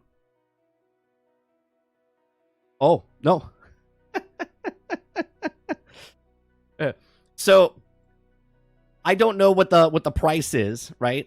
$9.99 for 30 days, right? So I'm assuming it's $10, right? I'm assuming that's like $10. Right? Is that $10?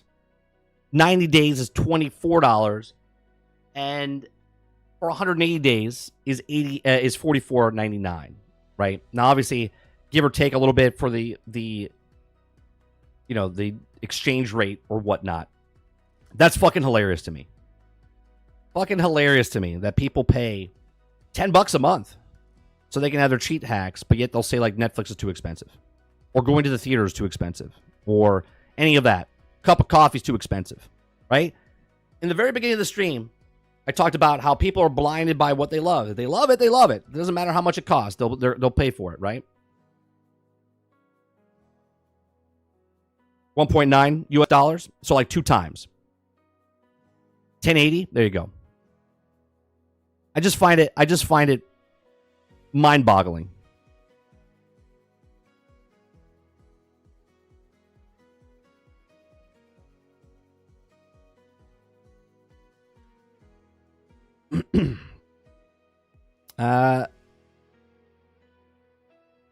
At the end of the day, Activision don't give a shit about the cheaters. It brings them in more money. Yeah, I agree with you, right? Because it shows more people playing the game, right?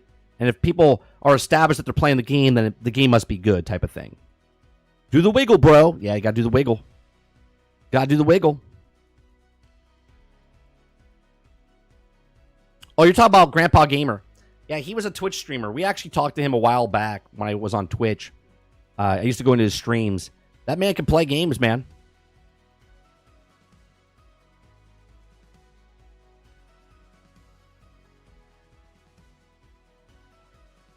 Pro gamers love play against cheaters? Oh, I know. Ballless equals no right to teabag. 30, why do you think most YouTubers go to play in champions? Yeah, or don't go to play in championships? Yeah, because they'll expose themselves in 2 seconds. Is there cheating in foam stars? I don't know. Is that happening right now? Is there a player base in foam stars? I truly want to know. I truly want to know.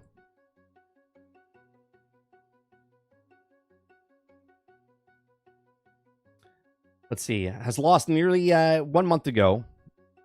1 month ago, the last article, it says Foam Stars has lost nearly 95% of its player base. So there you go. I don't know what number that is, or just April 11th was that 94% just 2 months after launch. Did it launch in February? Is that when it launched? According to the True Trophies, the shooter initially recorded a 54% decline in PlayStation player base within the first 2 weeks of launch. True Trophies analyzed gameplay data from more than 3.1 million PlayStation accounts to figure that they grow to 94.92% with Sony console players moving on to other titles. There you go. There you go. Nobody cares. Foam Stars. If they have their small little clientele that make money from, they don't care.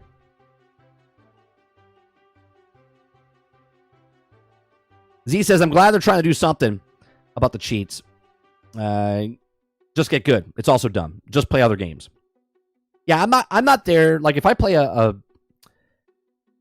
game to compete, I'm going in thinking that, hey, I'm playing, someone else is playing the game, and we're both just playing a game, right? And competitiveness is cool. I like competing. But when all of a sudden shit starts to happen, and you're like, wait, how did I get killed from there? How did that guy kill me? You're like, nah, I'm good, right? Because then you have this scenario like the Wiggle, right? The guy was playing, was it Tarkov? And he's like, I bought the thing just to see how many people were cheating.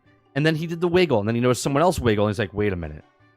And then he noticed that everyone was cheating. In every game, there was a cheater. Right? Like, it's crazy.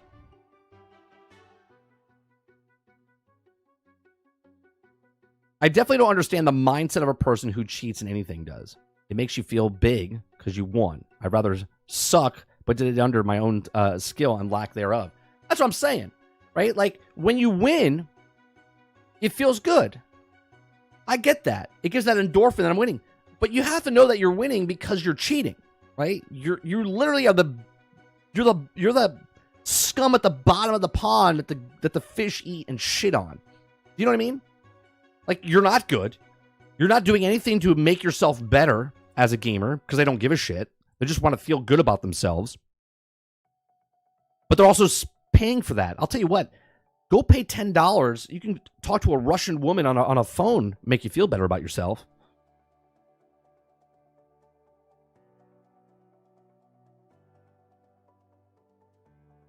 Might be a good career move. Fooled everyone, got famous, got caught, now does OnlyFans. Wait. Is this the girl, Dolphin, that Asmongold did a video on? Or is that a different girl?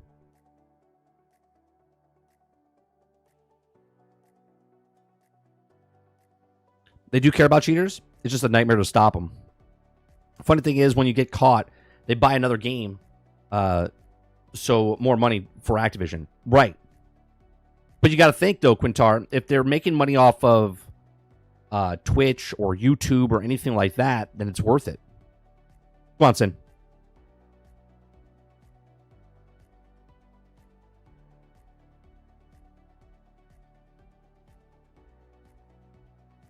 Farm Stars, that's a dead game? I don't know if it's dead. I mean, people are still playing it.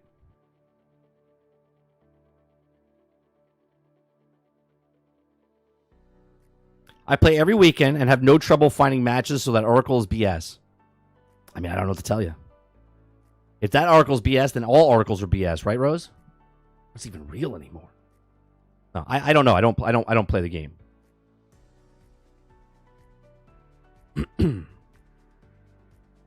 I mean, I can do it in perspective of when I played Marvel's Avengers, everyone thought that game was dead. Yet anytime I logged in, I got into the group right away.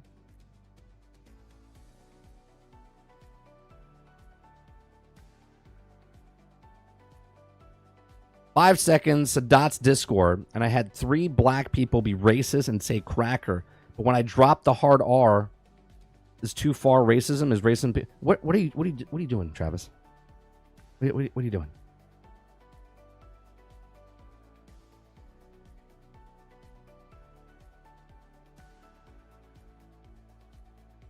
If you have a complaint with someone else's Discord server, complain on their server or to their mods.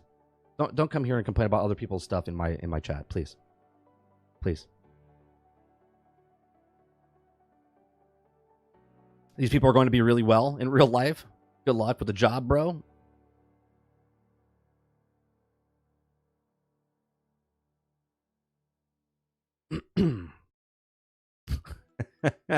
Lurker's like, wait, what phone number? Asking for a friend.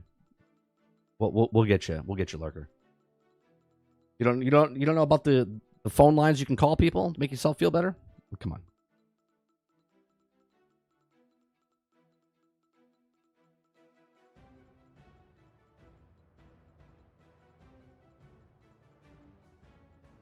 I'm not saying it has millions and millions playing, but I truly enjoyed and find matches easily.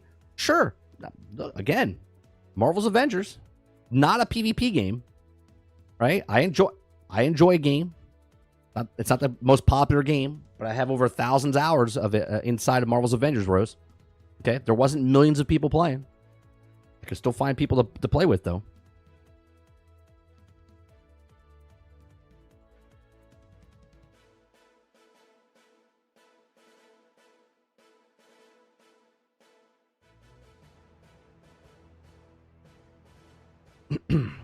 Mr. 7 Digits says, you're all wrong. Them for dishing out negative energy and expecting not to get in return. And you for matching that energy.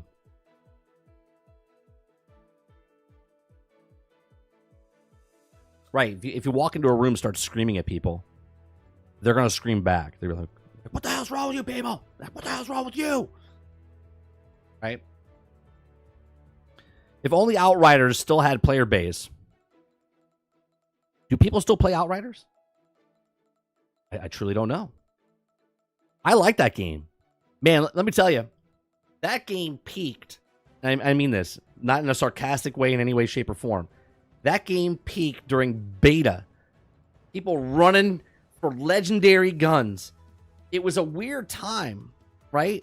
Like Outriders came out and people were just constantly running the beta. They were putting hundreds of hours in to get a gun in a beta. I was amazed. I was like, what is happening right now?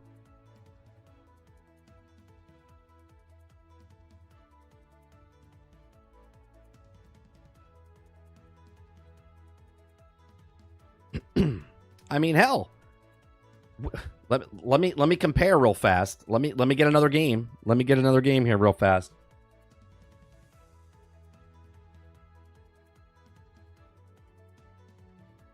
Got to compare these two games. Hold on. Okay. Outriders. Okay. Came out. When did it come out? Came out in 2021. All right. So we're 3 years. 3 years. 125,000 all-time peak. 190 people playing it on Steam. Just on Steam. Okay. Obviously, I don't know if people are still playing it on console. Let's compare to Suicide Squad. I did play this, by the way. I played the new season. And I can talk about it. I won't, because I won't bore you. Suicide Squad, 329 people as of right now, with 13,000. That game only came out a couple of months ago. Right? A couple of months ago.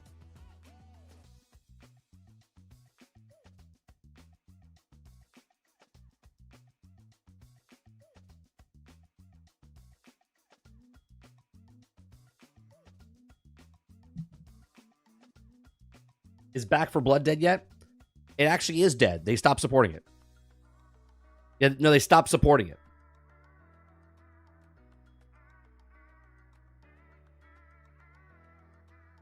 Lorker says most games only need about 5,000 concurrent maintain a decent lobby. Is it 5,000? It would all depend. See, I would say about 30,000. 30,000 is a good base for a game to stay alive.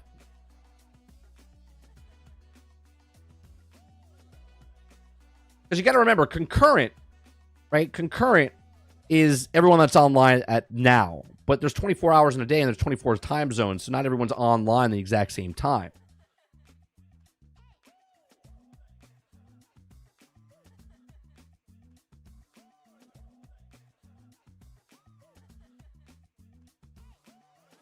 Not to a friend, not behind the back of a hypocrite, to their face. Let's see here. Oh, there's a new season. Is there any story added? There is a small scene added. A small scene, but nothing else. Here, let me talk about season 1, episode 2. You play the game. There's new events on the map. Okay, there are different things to do, but yet they're the same things that you can do in different types of ways. I didn't do the new Orbit one yet. Orbital, whatever it's called. So I haven't done that. But you have to do 10 or 11 of the missions, whatever it is that you choose that you want to do on the map. Okay, which is fine in a mechanical way, sense of view, right? Like, you're like, I don't want to do this thing over 10 times. I can do this and this and this and this and this. Whatever. What's going on, Hilly? And you could do that in Suicide Squad, right? So you go do 10 missions. Once you're done with those 10 missions, you unlock the Brainiac fight. Okay? Then you go do the Brainiac fight. And within this Brainiac fight, they make it a little longer, a little bigger. I have to say, the layout of the maps and stuff they do, it's cool with the transitions. That's cool and whatnot. But you have to go do this event like you did before. Okay? Go fight these guys over here. Then go fight these guys over here. Now you have to go fight this guy over here again. So they add a little bit longer. You have a time limit of like 45 minutes. And once you're done with that, then you go to the Brainiac and then do the Brainiac fight. Now the Brainiac fight, the thing comes out of the water like it did last time. The area is different again that you're fighting on. And then he becomes Superman. And during the Superman fight, there's three different sections that happen. Okay, so you're fighting him as Superman as he's flying around like he did in the Superman fight. Then he grabs a big, weapon or whatever, tries to hit you with it. And then there's like a node thing that you have to break, which is one of the mechanics that you do in one of the public events, right? And then there's like this other thing that happens and you have to kill those things and then you have to do damage on him. So there is mechanics of, fight, do damage phase, then break shield phase, then run around phase, then do damage phase and stuff like that. And then you kill him. And then you do the exact same thing. A little cutscene happens, and then you just go back into the world. So you're just running the same thing over and over to get the weapons. Okay? There's no story, which then kind of diminishes everything else that happens in the game. So I'm done with the 3 Brainiacs that we've killed so far, and I can't imagine not them adding nothing to it, to no story. If there's no story and they're waiting for each season to do one little 2-minute, cutscene or something, that's not going to cut it. It's not going to cut it for the game, man. Then on top of that, you have the what's it called? You have the new character that's coming out. If you guys haven't seen the new character, it says everything you need to know about where this game's going. Okay, I mean that. If you go to our Discord, I'm not going to show it because I don't want them to pull it down because it's a leak or whatever. Okay, but if you know what I'm talking about, just go look at the new hero. Okay, because it's real. Okay, and when you look at this hero, you're going to be out and go, enough said.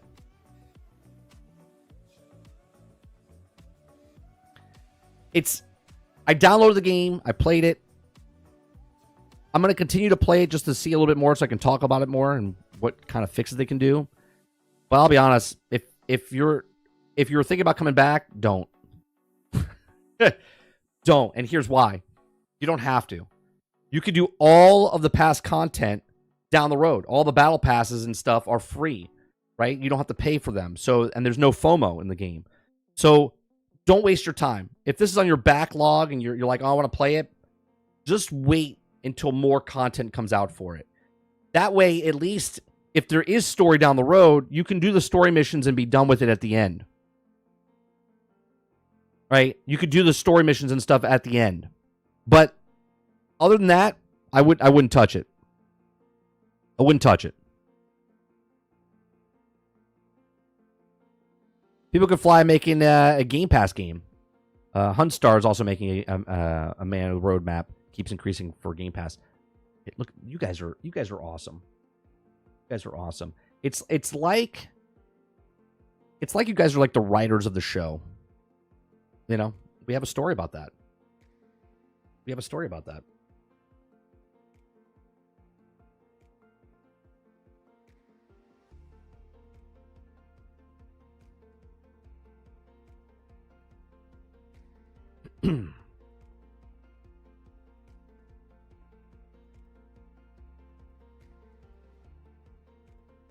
Well, actually, I put it in there.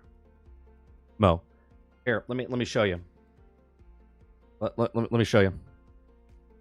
Here's the submitted story.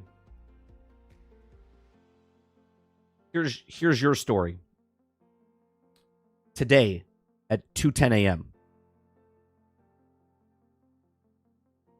Here's my story yesterday at 2:14 p.m.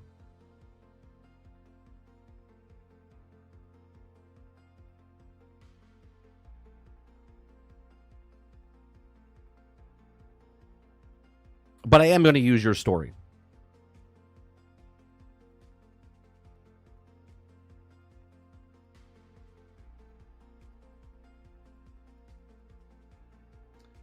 All right. Let's talk about this. This small little story here. Not much. Right? Talk about Suicide Squad. Talk about Rocksteady. Rocksteady were the people that left the game. And you know why. Right? It's not said why they left, but we know why they left. Right? We know why they left. Just go check out the new character that's coming out next month. Or whenever the next thing comes out. Okay, the next update. Season 2. Okay? When Miss Freeze or Mrs. Freeze comes into the game. Okay? This is why these people left Rocksteady. I'm assuming. I don't know. Right? But I can tell why. Okay? So, if you like what I do here, we do this Monday through Thursday from 10 o'clock in the morning until noon Eastern. We read stories, have conversations. I give you my thoughts and opinions on the article that I'm reading right on stream for the first time. If you like this, hit that like button, hit that subscribe button. If you'd like to go above and beyond that, become a member as little as $5. And let's get to it. So Rocksteady Co-Founders partnered with Xbox to create a new AAA game, reports claim. Okay, Xbox game studios seem to be gearing up for a new AAA game that is being developed by the studio created by the co-founders of Rocksteady. According to the new report from Xbuter, developer 100 Star, a Xbox, have reached an agreement on a new single-player action-adventure game. It's the first game from the studio founded by Rocksteady co-founders Jamie Walker and Stefan Hill. And while there isn't much more information about the game, the report adds that Xbox Game Studios is financing the project. Insider Gaming has yet to independently verify this report. Both Xbox and 100 Star have been reached out to for comment, but no response has been received as of publishing this. According to the studio website, it says that the company has 100 people, and the company's profile in UK's Great Place to Work website says it has 25 UK-based employees. Our ethos is creating a small team of only 100 industry veterans and emerging talents who also committed to crafting cutting-edge gaming experience and inspire a captive of players worldwide. The company overview reads, which is innovated at the core and is dedicated to pushing boundaries, embracing diversity, and fostering a vibrant gaming community. Our empowering company culture is unique in the industry and which has encouraged leaderships to all levels, accountability, team support, vulnerability, and connection. So, hey, look, as long as you don't do everything else the rest of the industry is doing, okay, I don't care what you do. Just don't make it about diversity. Just make the game that you want to make, okay? Don't preach. You know what I mean? Like, you can be religious. People don't like when you preach about your religion, right? You could be what you are. People just don't like when you preach about what you are or who you are. You know what I mean? That's just it, right? Nobody wants to be preached at. They just want to buy the product, right? Make product, sell product. So let's talk about this, right? So Xbox is going out again. It's rumored. We don't know. The Inside Gamer or Insider Gaming has reached out. They haven't verified anything yet, but according to this, okay, that the ex-Rocksteady employees have moved over. And a lot of the Rocksteady employees that were there also moved over with these two as they left Rocksteady to start this new company. Now, Xbox is obviously closed 4 studios from Bethesda, and a lot of people are always upset because Xbox doesn't make the games that they have, right? They always say that, well, they bought what they have. They bought what they have. Well, now it looks like they're financing or putting their money where their mouth is, and these people are making a game. Now, we don't know if it's exclusive yet, but they're teaming up with this company, with Xbox, and they're making a game, a AAA game, single-player action-adventure game come out for Xbox, maybe to come out on just Game Pass. Maybe it's going to be everywhere. Who knows? They'll let you know by a case-by-case scenario. I think this will be a wonderful thing if Jamie and Stefan, right, come out with something that blows the socks off of everybody else. Because this will not only help people for played Suicide Squad to say, hey, I wanted a Rocksteady game, I wanted the Batman game, and then these people left. Now, I'm not saying they're making a Batman game by any means, okay? But what I'm saying is that they left the studio, and everyone, including myself, I said, look, Rocksteady has never done anything wrong as far as storytelling, okay? Now, in their original game here for Suicide Squad, I think the story is pretty good. People don't like it because of what they've done to the characters, but the storytelling was actually pretty good, just like they did back in the story of Batman Arkham series. Okay, now these guys have left that studio and came over here. Now I wonder if this game comes out and they knock it out of the park as far as storytelling goes and the action adventure, and you look at this and go, this is where the talent went, right? Rocksteady by name is Rocksteady, just like Rockstar, just like any other Arrowhead, Activision. They're just the name. The people that make the team, in a sports analogy here, right? The Chicago Bulls are the Chicago Bulls, but the Chicago Bulls are only the Chicago Bulls if you have that team that's making them the best team that there is out there back when Jordan and Pippen and them were there, okay? Like, that was a great team for Chicago Bulls. This was a great team for Rocksteady back in the day. Now, was it the studio, or was it the people that left the studio to make a better studio here, right? We'll find out. I think this is great for Jamie Walker and Stefan Hill for them to make their own studio, walk away from Rocksteady, because we don't know the back end of that. 1,000 things could have happened. They could have just said, you know what, we're done with this. We're going to move on over. We don't want to do the vision of that. They're sticking with the single player game. So I'm assuming they wanted to make a single player game, and yet they went other ways to make a multiplayer live service game for Suicide Squad. Now they have the opportunity to come back strong and make this game and go, this is what we wanted to make, but we didn't do it with Rocksteady. We're now doing it with 100 Star, and Microsoft is banking the role, supposedly, right? These are just my thoughts. Let me know yours in the comment section down below. What do you think of 100 Star? What type of game do you think they're, not type of game, because obviously we know it's a single player game, but do you think it's a known IP? Do you think it's an original IP? Do you think it's a licensed IP? Let me know in the comment section down below. Please make sure you share, like, subscribe, and if you like what I do here, please check out some of our other videos. Thanks for watching.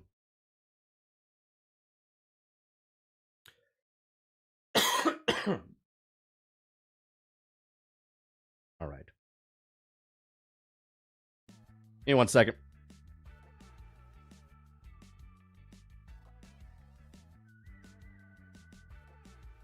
Dave says, I think they're probably just over the Batman franchise. I think that I said that a while. I said that I don't think they want to touch Batman. I don't think they want to touch Batman in any way, shape, or form.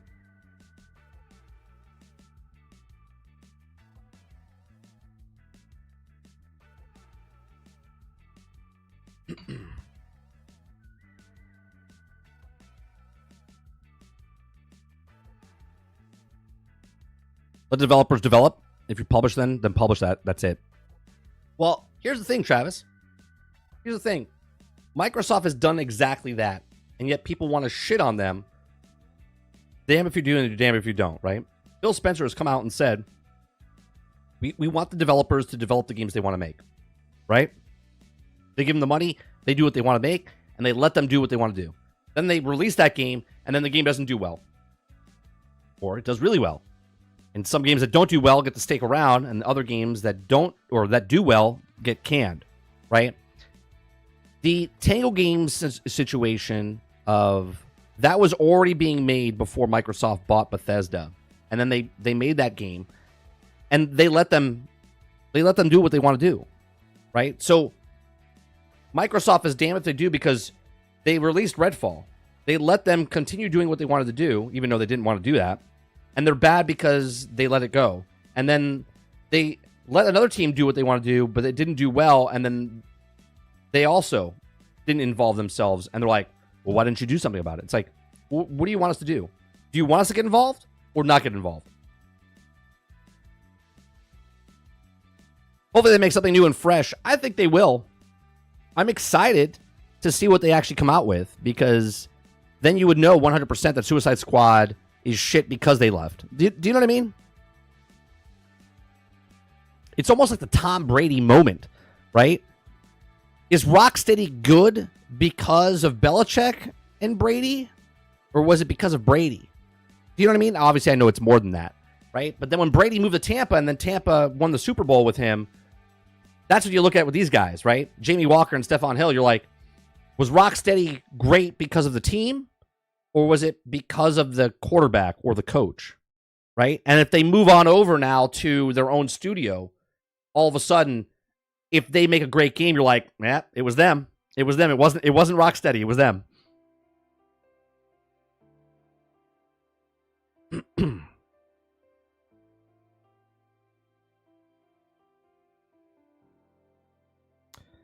They have every right to want to do something different. They're not making widgets. Right. This is an art. It's a game, but it's also art. I like, you know what I'm really excited for, we're all excited to see like the big AAA games that come out. I'm always surprised about the little small indie games that come out, and you look at the art style of it and you're like, whew, that looks great, right? That's what I love to see. People taking chances. People making games and making, I might not be interested in that game, but seeing what they can do with the game, and not just the engine, but the art style in the engine they use.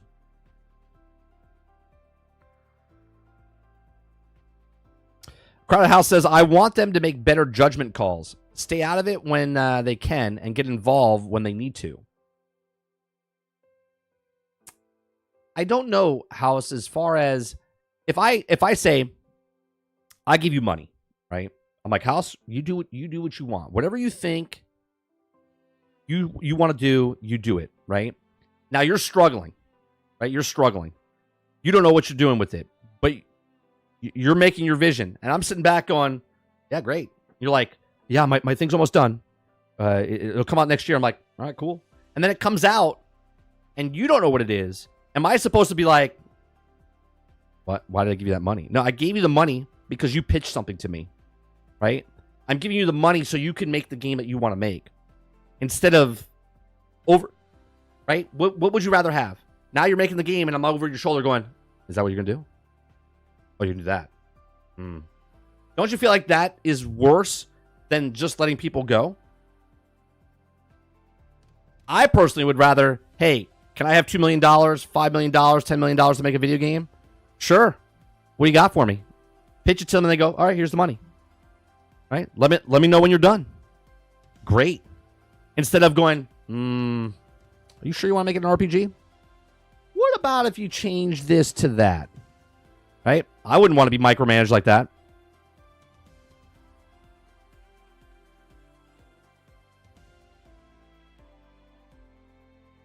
Yeah, you can't say you're not involved, but stay completely uninvolved to know that they need help. I mean, there has to be layers, right? There has to be layers. If someone wants to make a game and they have upper management, that upper management needs to communicate to these guys, hey, we're in over our heads. We need help. Sarge says, I shit you not, bro. I'm so tired of AAA BS. I downloaded the emulator to play Ultima 4, 5, and 6 and would rather play a 35-year-old game than think about a 2024 AAA title. Big T says, but if I gave you money, at least stop by every few months to see how it goes, by interest at least. Yeah, but Big T, again, if someone gives you the money, okay, unless you communicate with them, hey, I want to show you it. Can you stop by? And they're like, yeah, sure, right? If you, as the person that's running the company, doesn't say anything to the people that gave you the money, most people would want to be left alone unless you need a resource, which Microsoft has said, if you need help, let us know. We have other people that can help you with stuff, right? Like, use the sources that you have or the resources that you have. If you don't use the resources that you have, then what's the point of fucking having them? This one is on the devs, too. If they also struggling, they need to say something. That's what I'm saying. So if a company there's Microsoft, then there's Xbox, and then there's the developers of each company that's making the games. Let's use Redfall, Arcane Studios as an example in this, right? Arcane Studios is making a game before Microsoft even came in. ZeniMax, Bethesda, Arcane. Arcane's upper management wasn't communicating to ZeniMax or Bethesda saying, hey, we're in over our heads. We don't like this. We don't. They were hoping, and this is just word of mouth after the FTC, that they would cancel once Microsoft bought it. They're like, oh, thank God, we don't have to. Microsoft was like, okay, we got all these games. Anything you want to report to us? They're like, no, everything's good. Bethesda and ZeniMax said, everything's fine. And they went, cool. And then when they had something to show, Phil played it and said, yeah, it seems pretty good.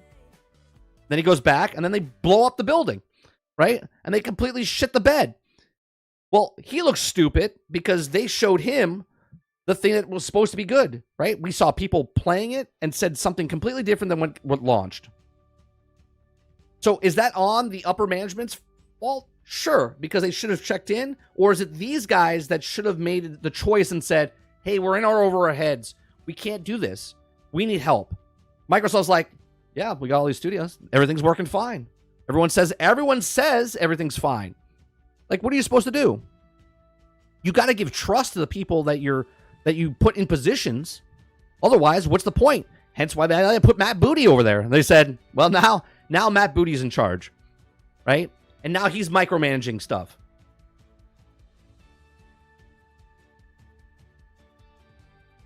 Micromanagement is a fine problem, is they don't micromanage. They macromanage. I don't think they macromanage. I think they do exactly what they said they did. Phil said if they let the people that want to make the games they want to make. If they need the resources, they get help. Hence why, was it id that came in and helped them? What company did they help? Just recently, it came in to help someone with the mechanics of some game, right? And then the Gears of War guys are helping out other companies, right? They're using the resources they have because they know about the Unreal Engine 5, right? And they're like, well, these guys know it. So, right, you have the resources. Ask and you shall receive. If you don't ask, how are they supposed to know?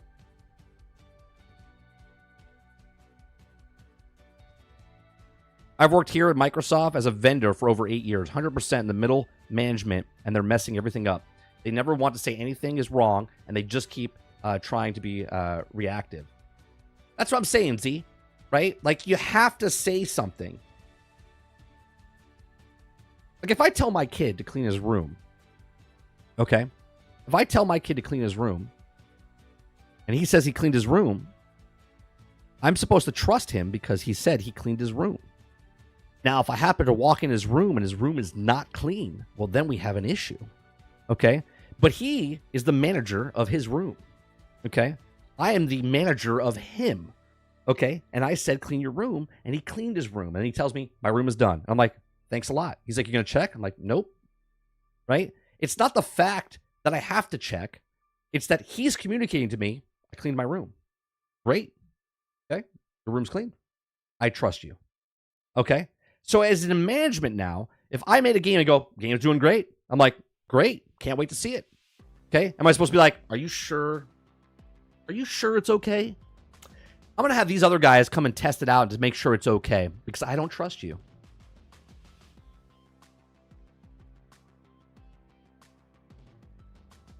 It doesn't matter because Hi-Fi Rush comes out.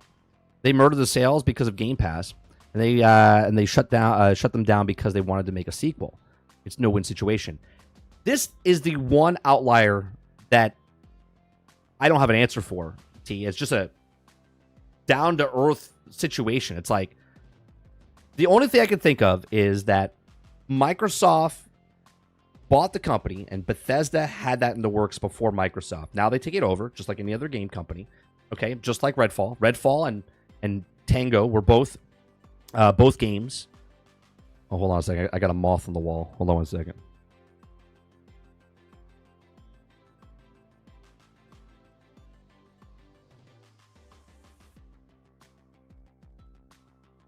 Got him.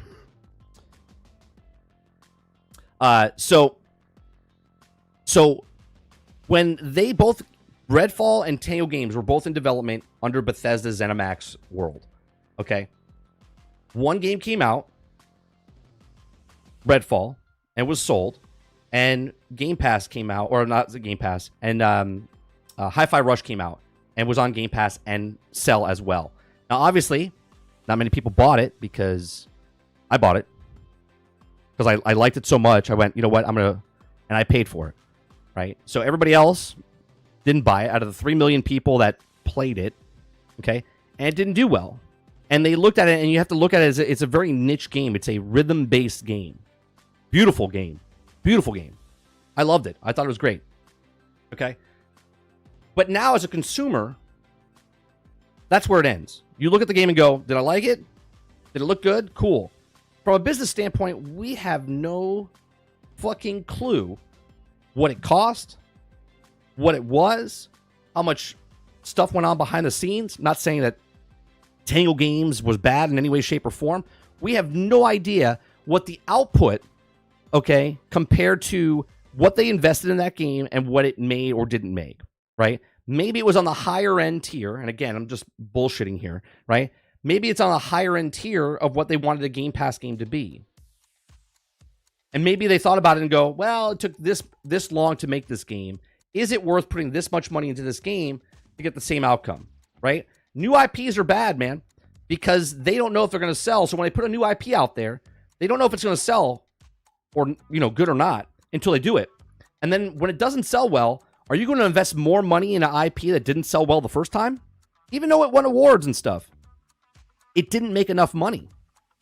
So as a business standpoint, you have to look at it and go, do we want to invest the next 3 years in another game that might sell the exact same or get the same type of publicists, right? Yeah, the game got no advertisement. It just dropped day one, but it was out for a year.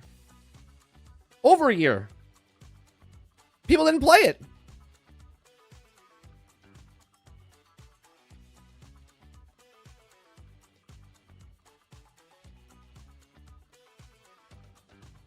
Went back to no, that's two different ones, Mo. Those are two different companies. Arcane Austin and Arcane Lion are two different. They're just separate entities underneath the umbrella.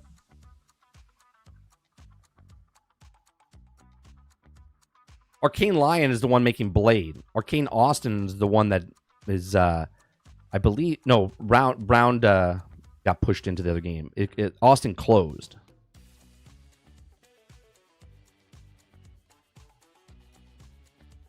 And we just talked about Rocksteady, right? Rocksteady leaders left, right? Telltale Games, once the acquisition went through, left. That's a problem, right?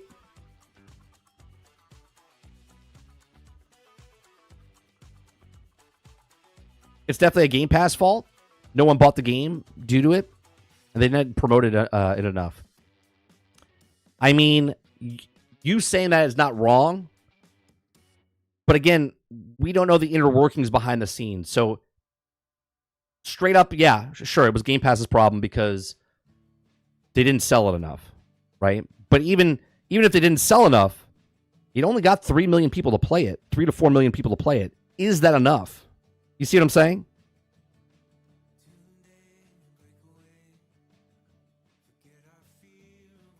You could have still bought it, right? People could still have bought it, but they didn't.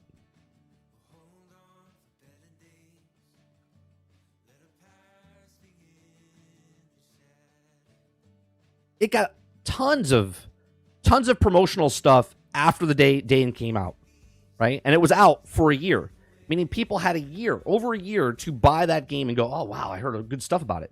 But they didn't. They didn't even play it on Game Pass.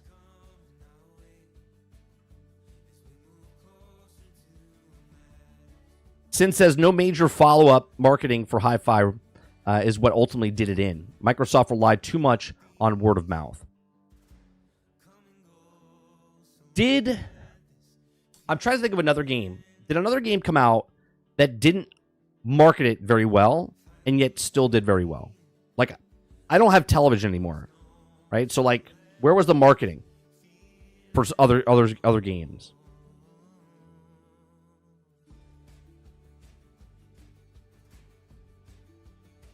Hi-Fi Rush was multi-plat and still didn't sell enough. That's what I'm saying. People just didn't buy it. At the end of the day, it's a rhythm-based game.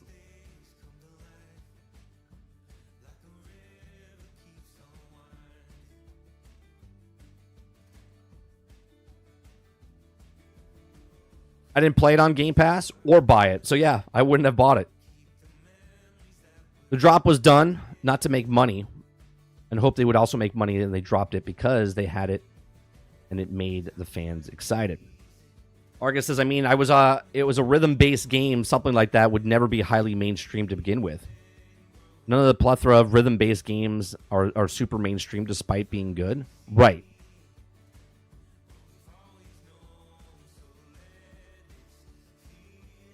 Yeah, but Helldivers 2, and again, I'm asking because I don't know. Did Helldivers 2 have a huge push of marketing before it came out? I don't know.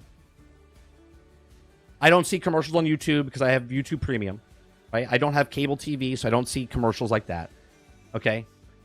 Obviously, we knew Helldivers 2 was coming out 6 months before because they showed it and whatnot, right? So that lead up to the actual launch is one thing. But once it launched, word of mouth is out there. Once Hi-Fi Rush launched, it was out there.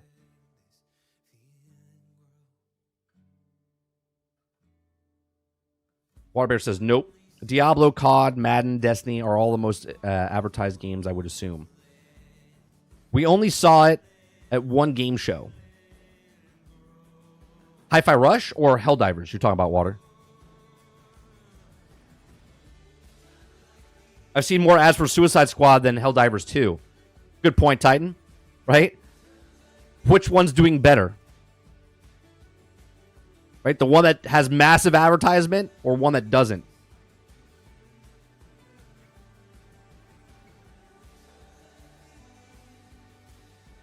I know it sounds bad, but the marketing in general is just bad.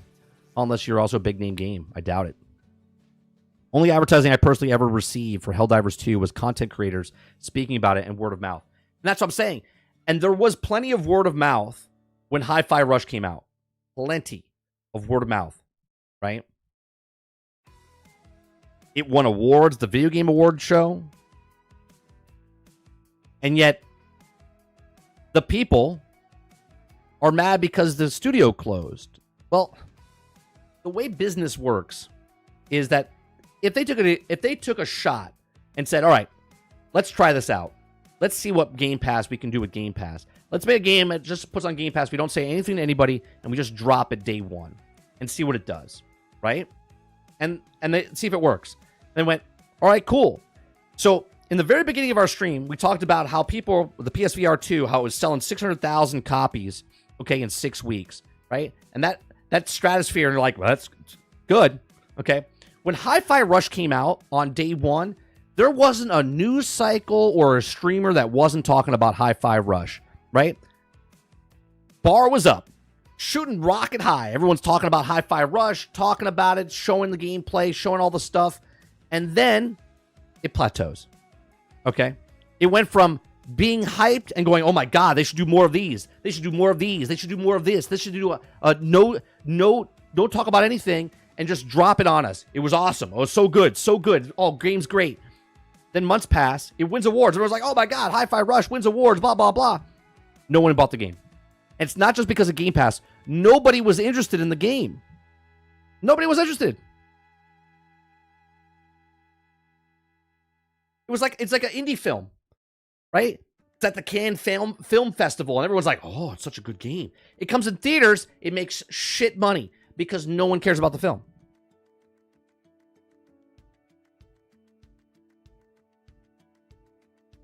They relied on word on mouth too, but succeeded while also being on a leading platform, PC included. Right. Speaking of Suicide Squad, I saw people as those updates. Holy Christ, this is just sad at this point. We already talked about that a little bit ago, House. The studio is also only pitching ideas for the future games, not actually working on them. If Xbox wasn't filling the ideas and they were currently providing any more value, just costing them money. That's simple. PL says Hi-Fi Rush creator left quickly after the game launched. Pretty weird. And that's what I'm saying, PL. We were just talking about Rocksteady and how the creators left when they were moving on to their next game. They left the studio to go open a new studio, right? And then Suicide Squad, you're like, well, this is weird. Don't forget, the creator of Grand Theft Auto left before Grand Theft Auto 6 was in development. So we'll see what happens with Grand Theft Auto 6.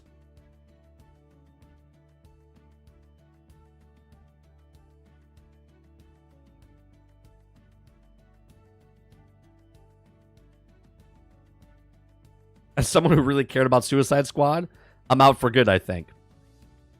Just wait. All the stuff I recently bought was due to the word of mouth. Helldivers, Dread. Yeah, and the thing is, word of mouth back in the day was the advertisement. When an obscure game came out and you went to school the next day, you're like, did you play this game? Did you play that game? You're like, no, I didn't know that game existed. And people bought the game. And they sold hundreds of thousands of copies. Not millions and tens of millions of copies, right? Now a game makes millions of copies. Tens of millions of copies.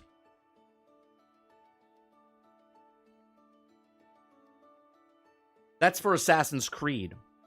Which I think is funny. What I think is funny is they took a realistic character, brought him into a fictitious game or world, and then decided to take the real character and then change him based on what they wanted to do as a fictitious character then, right? Which I just think is funny.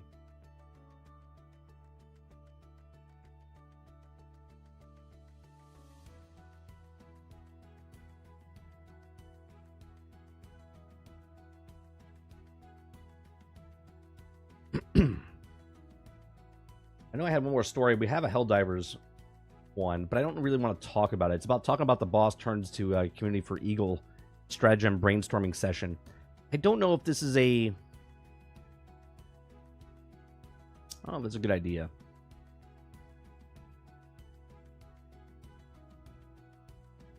I think now you're just chasing. I think you're just chasing. You're reacting to what's happening to your game. Like super successful. You didn't think it was going to be that successful. It became super successful, and now because it's teetering down on the downward spiral, which is not a bad thing. It's just normal game stuff. You know what I mean? Like peak and then it's going to dip down. It's never going to stay at this point. Now you're chasing. You're changing what your values are for the game based on the people that you were making it for. You're asking their input. Well, I still got one more. I don't know if I should talk about No Man's Sky. Because No Man's Sky had an update. We could talk about that. Or I could talk about Multiversus a little bit. Right? Multiversus. Actually, you know what? I'm going to talk about Multiversus for a second. Let me bring this up. Because I have a little bit of issues, and I know people are telling me that I'm wrong about this because they shouldn't do what they're doing. Or they have to charge the characters because that's how a free-to-play game works. And I was like, okay. So here's what's happening here. Okay. So Multiversus, this is the standard. I've been playing this for a couple hours yesterday. Actually, I'll tell you, it was on for a couple hours while I'm sitting here. We'll deduct 2.5 hours from this. Let me see. Let me see how many hours I have in it. So remove 3 hours from it. I have 24 hours. Oh no, that's my total time of playing this. That's not brand new. So remove 3 hours. I played about 5 or 6 hours yesterday of this game. Okay. So what I like about this game is that there's a lot of fighters, right? I've always talked about when you have a fighting game, you want as many fighters as possible. Okay. What I don't like about this game, is that every single fighter is locked behind a paywall. Okay. Now, in a PvE game, okay, if you're a free-to-play game, you're a PvE game, and you want to charge for the skins and stuff, cool. This is a PvP game. To lock the characters behind a paywall in a PvP game is kind of weird to me. Now, obviously, I know you guys talked about how Smash did this, and Mortal Kombat, you can buy characters and whatnot. But I have more characters unlocked than other people because I unlocked them during my time in the game before. Okay? There's also timed characters. Like this week, they have Adventure Time and LeBron James, okay, which are timed. So these guys are not really unlocked. So technically, my unlocks, I just got him this morning, okay, by logging in for 2 days. Okay? So I got this morning. But before that, I had Batman, Bugs, Jason you had to unlock because you had the Battle Pass. So if I didn't have the Battle Pass because I didn't play the beta, then I wouldn't have Jason. You had to pay for Jason. So technically, I would only have Batman and Bugs and Shaggy and Velma, I believe. Okay? And then Wonder Woman. That's it. I don't have any other characters. And each character, if you want to purchase this character, is $10. Okay? $10 or 3,000 of the fighting currency that you get in the game, which I have 4,655 now. Okay? So it's $10 except the Joker. The Joker is $12.50. Okay? $12.50. So with all of these characters, okay, so we're talking 10, 20, 30, 40, 50, 60, 70, 80, 90, 100. Okay? 10, 20, 30, 40, 50, 60, 70. Okay, so it's $170, 180, 190. So it's $200 for the cast. Okay? Yeah, you can earn the currency. I have the currency. I'm speaking English. Okay? Now, it's $200 worth of the actual things. When you do the Battle Pass and go up, you actually get the fighter currency. Okay? The fighter currency in the game. Now, you get about 3,200 or 3,500 inside the Battle Pass from start to finish. Now, to get it, though, you have to pay for the Battle Pass.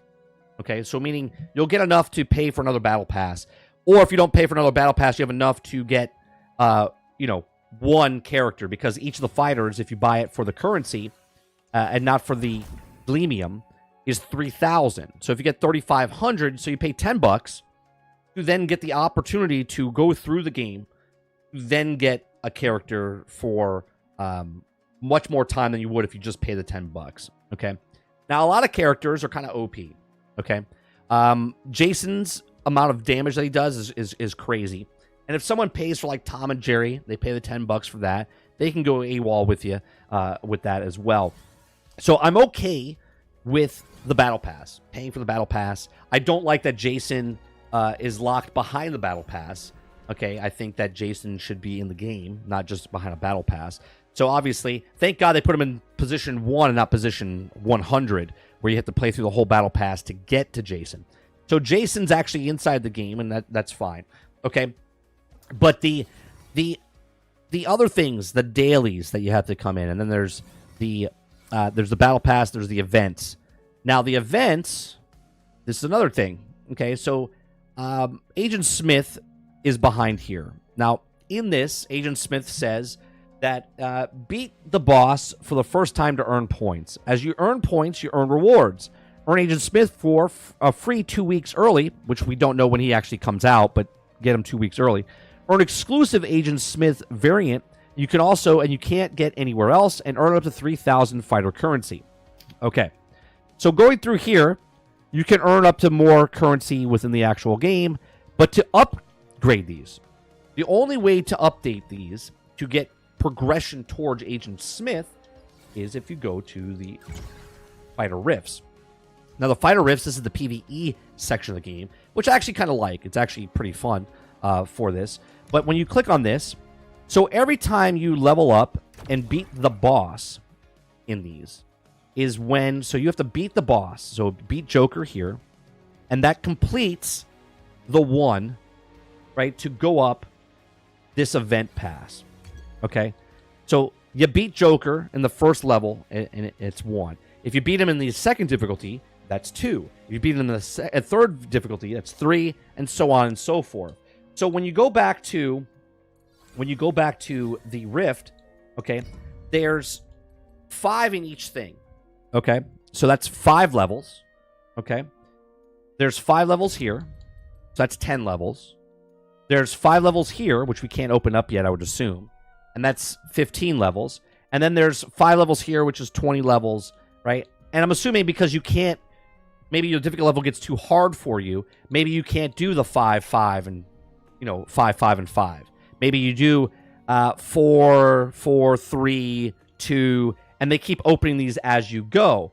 So when you get to the events, once you're done killing the boss for each level, there is 20 levels here before you get Agent Smith. Well, there's a lot of time, and it's time-gated as well. Because if you go back to, again, if I go back to the events, this one doesn't open up for 4 days and 18 hours. This one, we don't know when it comes out. This one, we don't know when it comes out. We don't know when these come out. So to say that you're getting this character 2 weeks early, which it could be 3 months from now, and then by the time this is done, it's 2.5 months, you get them 2 weeks early, it's all kind of weird. Very convoluted type of stuff of what's happening here. I have no problem with them charging for cosmetics. I think the cosmetics are fantastic for the characters. If you look at the variants, they got some really, really cool variants for the characters. They got this toon style. So if I go to Batman and go to variants here, you got some really cool Batman skins. Okay, that were been in the game before, and they also bring them back out, right? And I think these are cool, right? I think they've done a better job here than other games where they charge you for cosmetics. Okay, but here's another thing that just kind of brings it up here. This one costume right here, okay? This one costume right here, if I go back to the homepage, and I go here, and I go, I think it's here, okay? I can't play the content.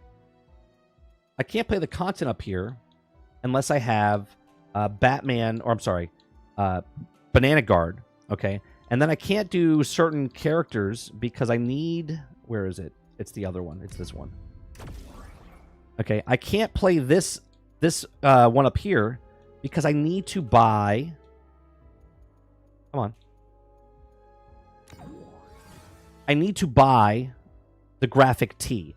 Now, I can use any of these characters, but I need to buy the graphic tee. I have to purchase the graphic tee, okay, to then continue on doing the pass, which I don't like. Again, this is very convoluted on what they want to do, okay? So now if I go to the store, okay, now I got to buy, or actually, let me just go back to fighters.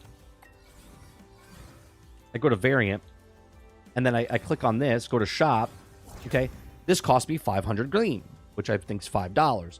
So to continue on to the path to get down the road, I have to buy this particular graphic tee for whatever character that I want to buy it for, to then use it so I can then progress in this thing to get stars, to get the currency, to then get through this, to get the bonus at the bottom here, which then gets me more bonuses for this these things up here, and so on and so forth. It's very, just take the characters and put them in the game.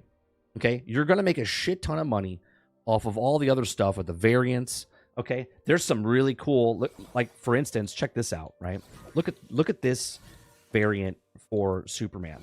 Okay, the Black Lantern Superman.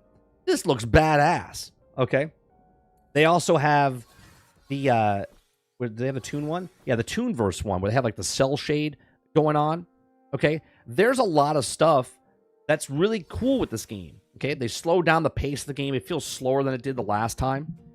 But there's a lot of things in this game that I can't progress in the game unless I buy a certain tee or I unlock a certain character, right? There's certain things that say I couldn't do it because I didn't have a banana guard. Well, I had to log in 2 days before I get the banana guard so I can do the content there.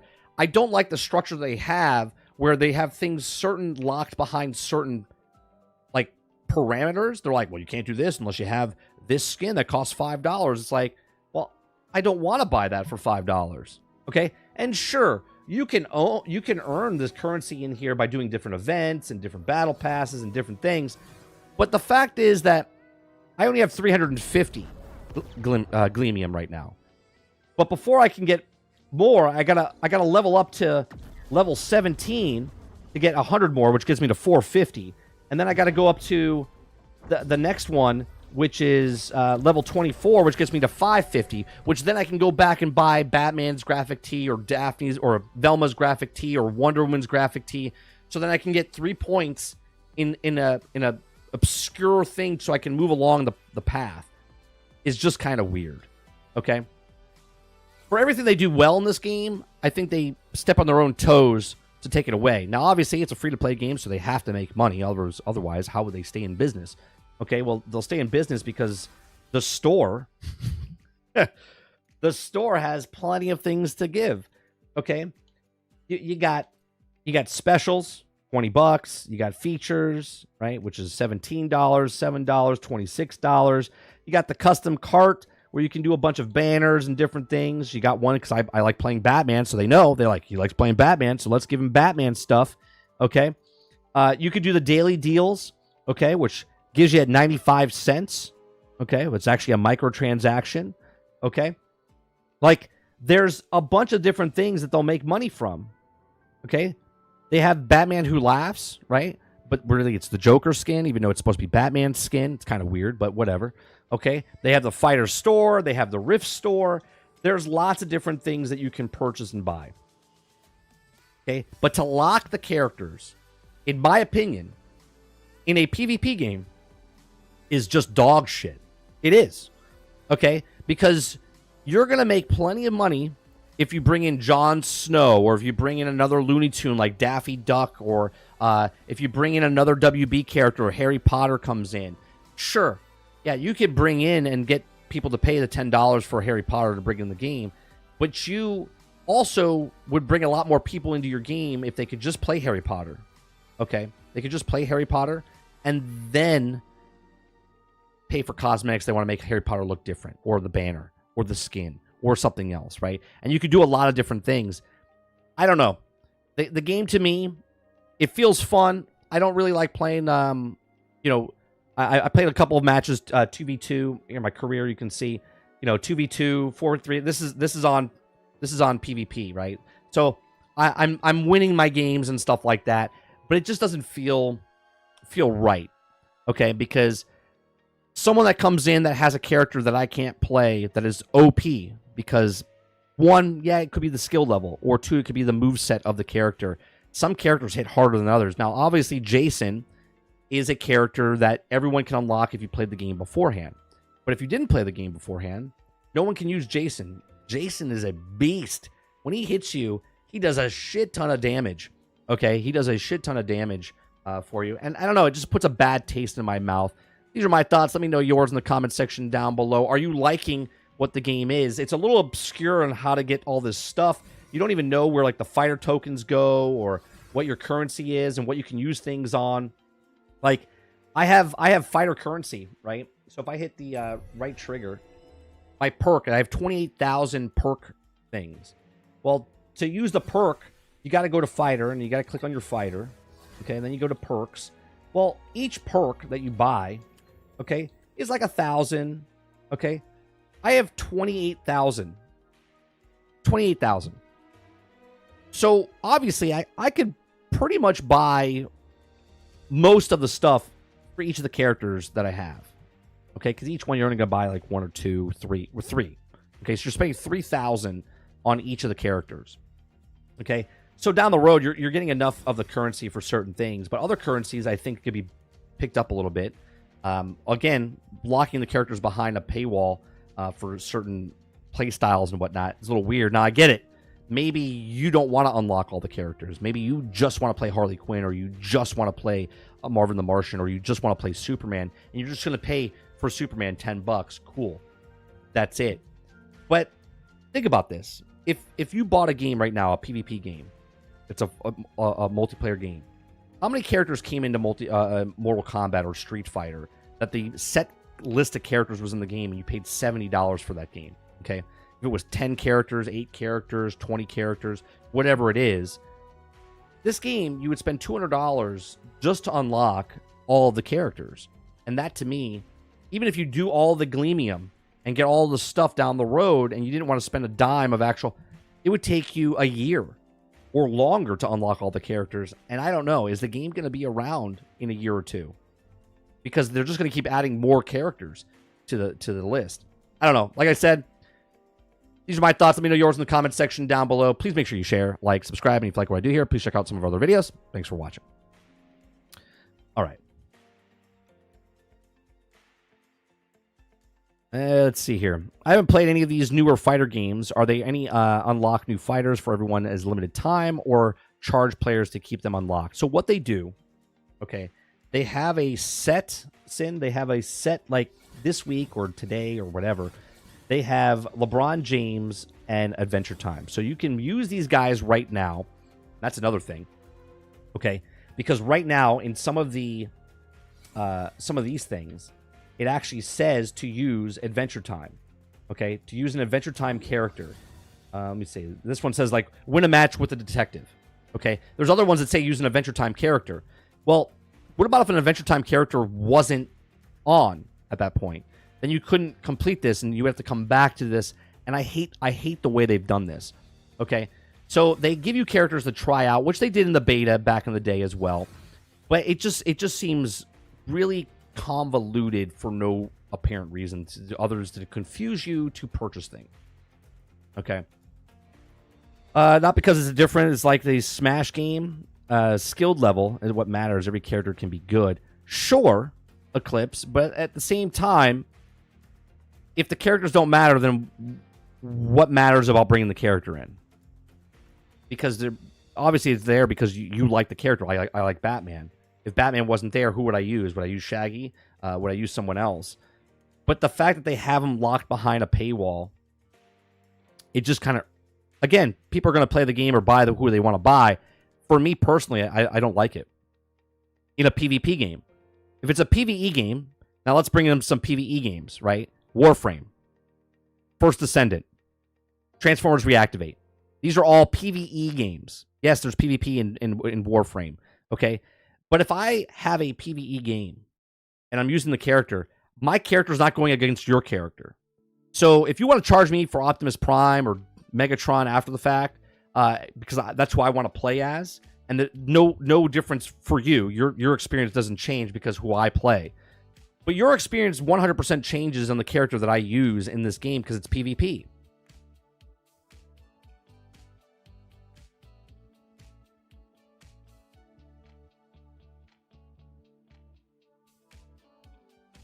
How about the animated skin? I need to have a full Kevin Conroy. I love the toon style ones. Games seem a bit clunky. Yeah, they slowed down the player, like the fighting. It's much more slowed down.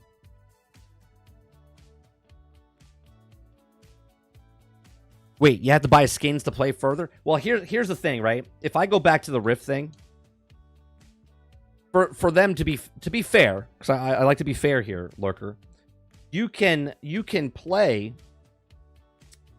Okay, you can play where if I do this upper tier and I need the graphic T, okay, I don't need to do the upper tier. They gave me 2 options where I don't need the T, okay, but to get all the stars at the bottom over there, to get to level 80, I need to get it. Okay? To complete the actual board or this thing, I don't. And if you don't care about that, then cool.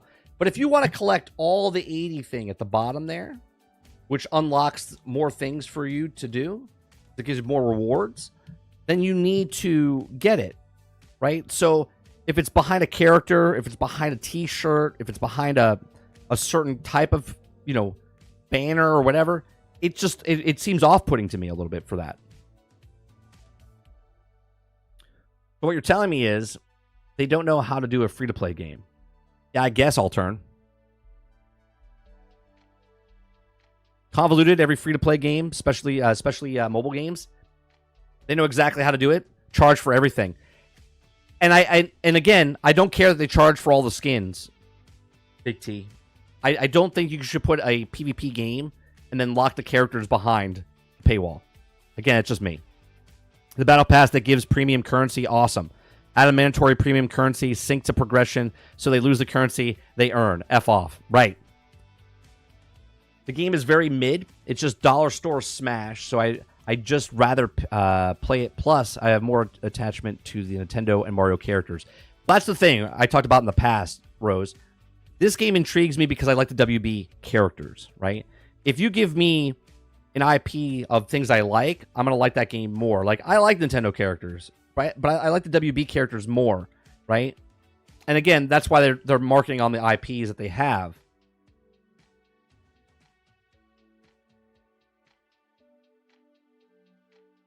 They've done this less like a fighter and more like a League of Legends, 30. I never really got into League of Legends. Do they sell all the characters in League of Legends?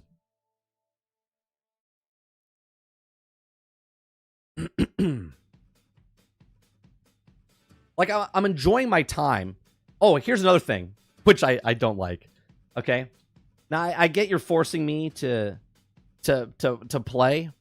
But if you notice, I have all of the things done except for bringing another player into the battle. Okay? So between this one and this one, like, I'm okay with, like, things to do, like score this, but bring another player in. So I have to play every single round again with other people, doesn't matter what it is, with another person in battle. Okay? So I miss 1, 2, 3, 4, 5, 6, 7, 8, 9, 10, 11, 12, 13, 14, 15, 16, 17, 18, 19, 20. I'm missing 20 stars. Okay? So, off the bat, right now I would have 73 extra stars. I would have 73 total stars just if I played with somebody else. Just doing the exact same thing I just did, I get an additional 20 stars. I don't like that they put it behind a thing where it's like, well, you want to do this? Well, you need a t-shirt. Well, if you want to do this, you need a friend, right? And I get it. It's a social game. It's a PvP game. I'm going up against certain people. Cool. All right. Another thing that they took out, they have game modes. They have 2v2, 1v1. They have training, local, and custom game. And then they have the rank coming soon. Okay. I feel like they need to add a little bit more things here. Okay. They don't have a free-for-all.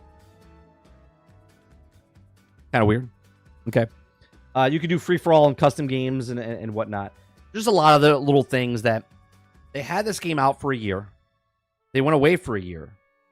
Okay, meaning they've developed it for at least 2 years, if not more. And they're still trying to figure out what they're trying to do.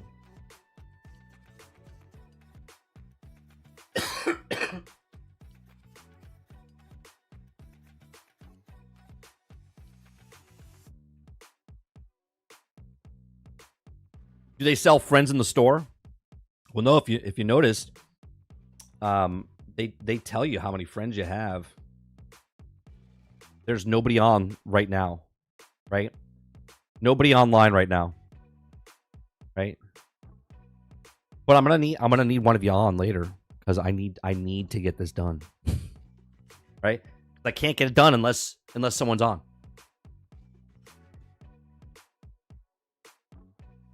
That's a different store. Are you gonna cover Sony tomorrow? What time does it go tomorrow? It's at 6, right? Yeah, we'll probably cover it during GXG tomorrow night.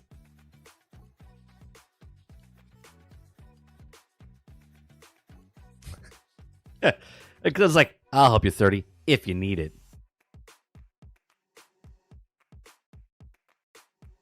Yeah, we'll just do it tomorrow evening. We'll talk about it. I'll watch it on my own, and then we'll talk about it on GXG.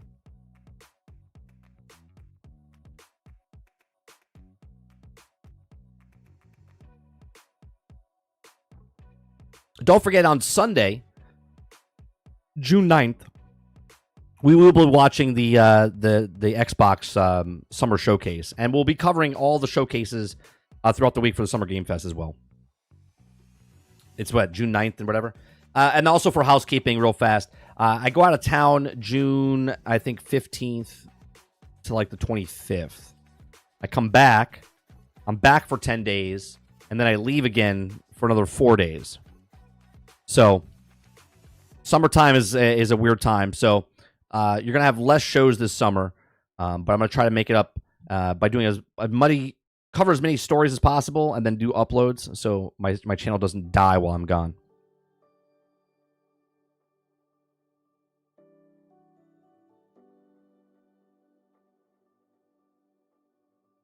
Unless, God forbid, you get sick again. Well, thanks. I appreciate that. It's my first time sick this year, so knock on fake wood.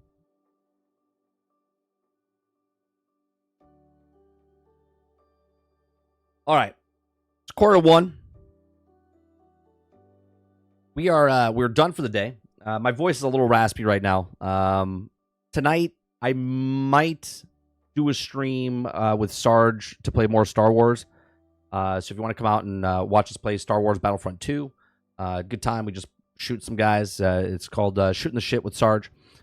So come on by for that tonight. We'll just have a conversation and whatnot while we play some video games, shooting the shit while we're shooting the shit. That's Wednesday nights, 8 p.m. Eastern. Appreciate very much for you guys coming out, helping out the channel, supporting the channel by coming out and watching. Hit that like button, hit that subscribe button if you're not subscribed. And if you like what I do here, become a member as little as $5. We do shows Monday through Thursday when I'm not sick, 10 o'clock to noon. And then we also do gameplay from Monday, Tuesday, Wednesday. Sometimes we have a podcast or we do Shooting the Shit. And then we also do a podcast on Generation X Gaming Podcast on Thursday nights. Appreciate it very much. We do uploads, live streams, podcasts. Other than that, appreciate it very much. And I'll see you guys in the next one. Peace.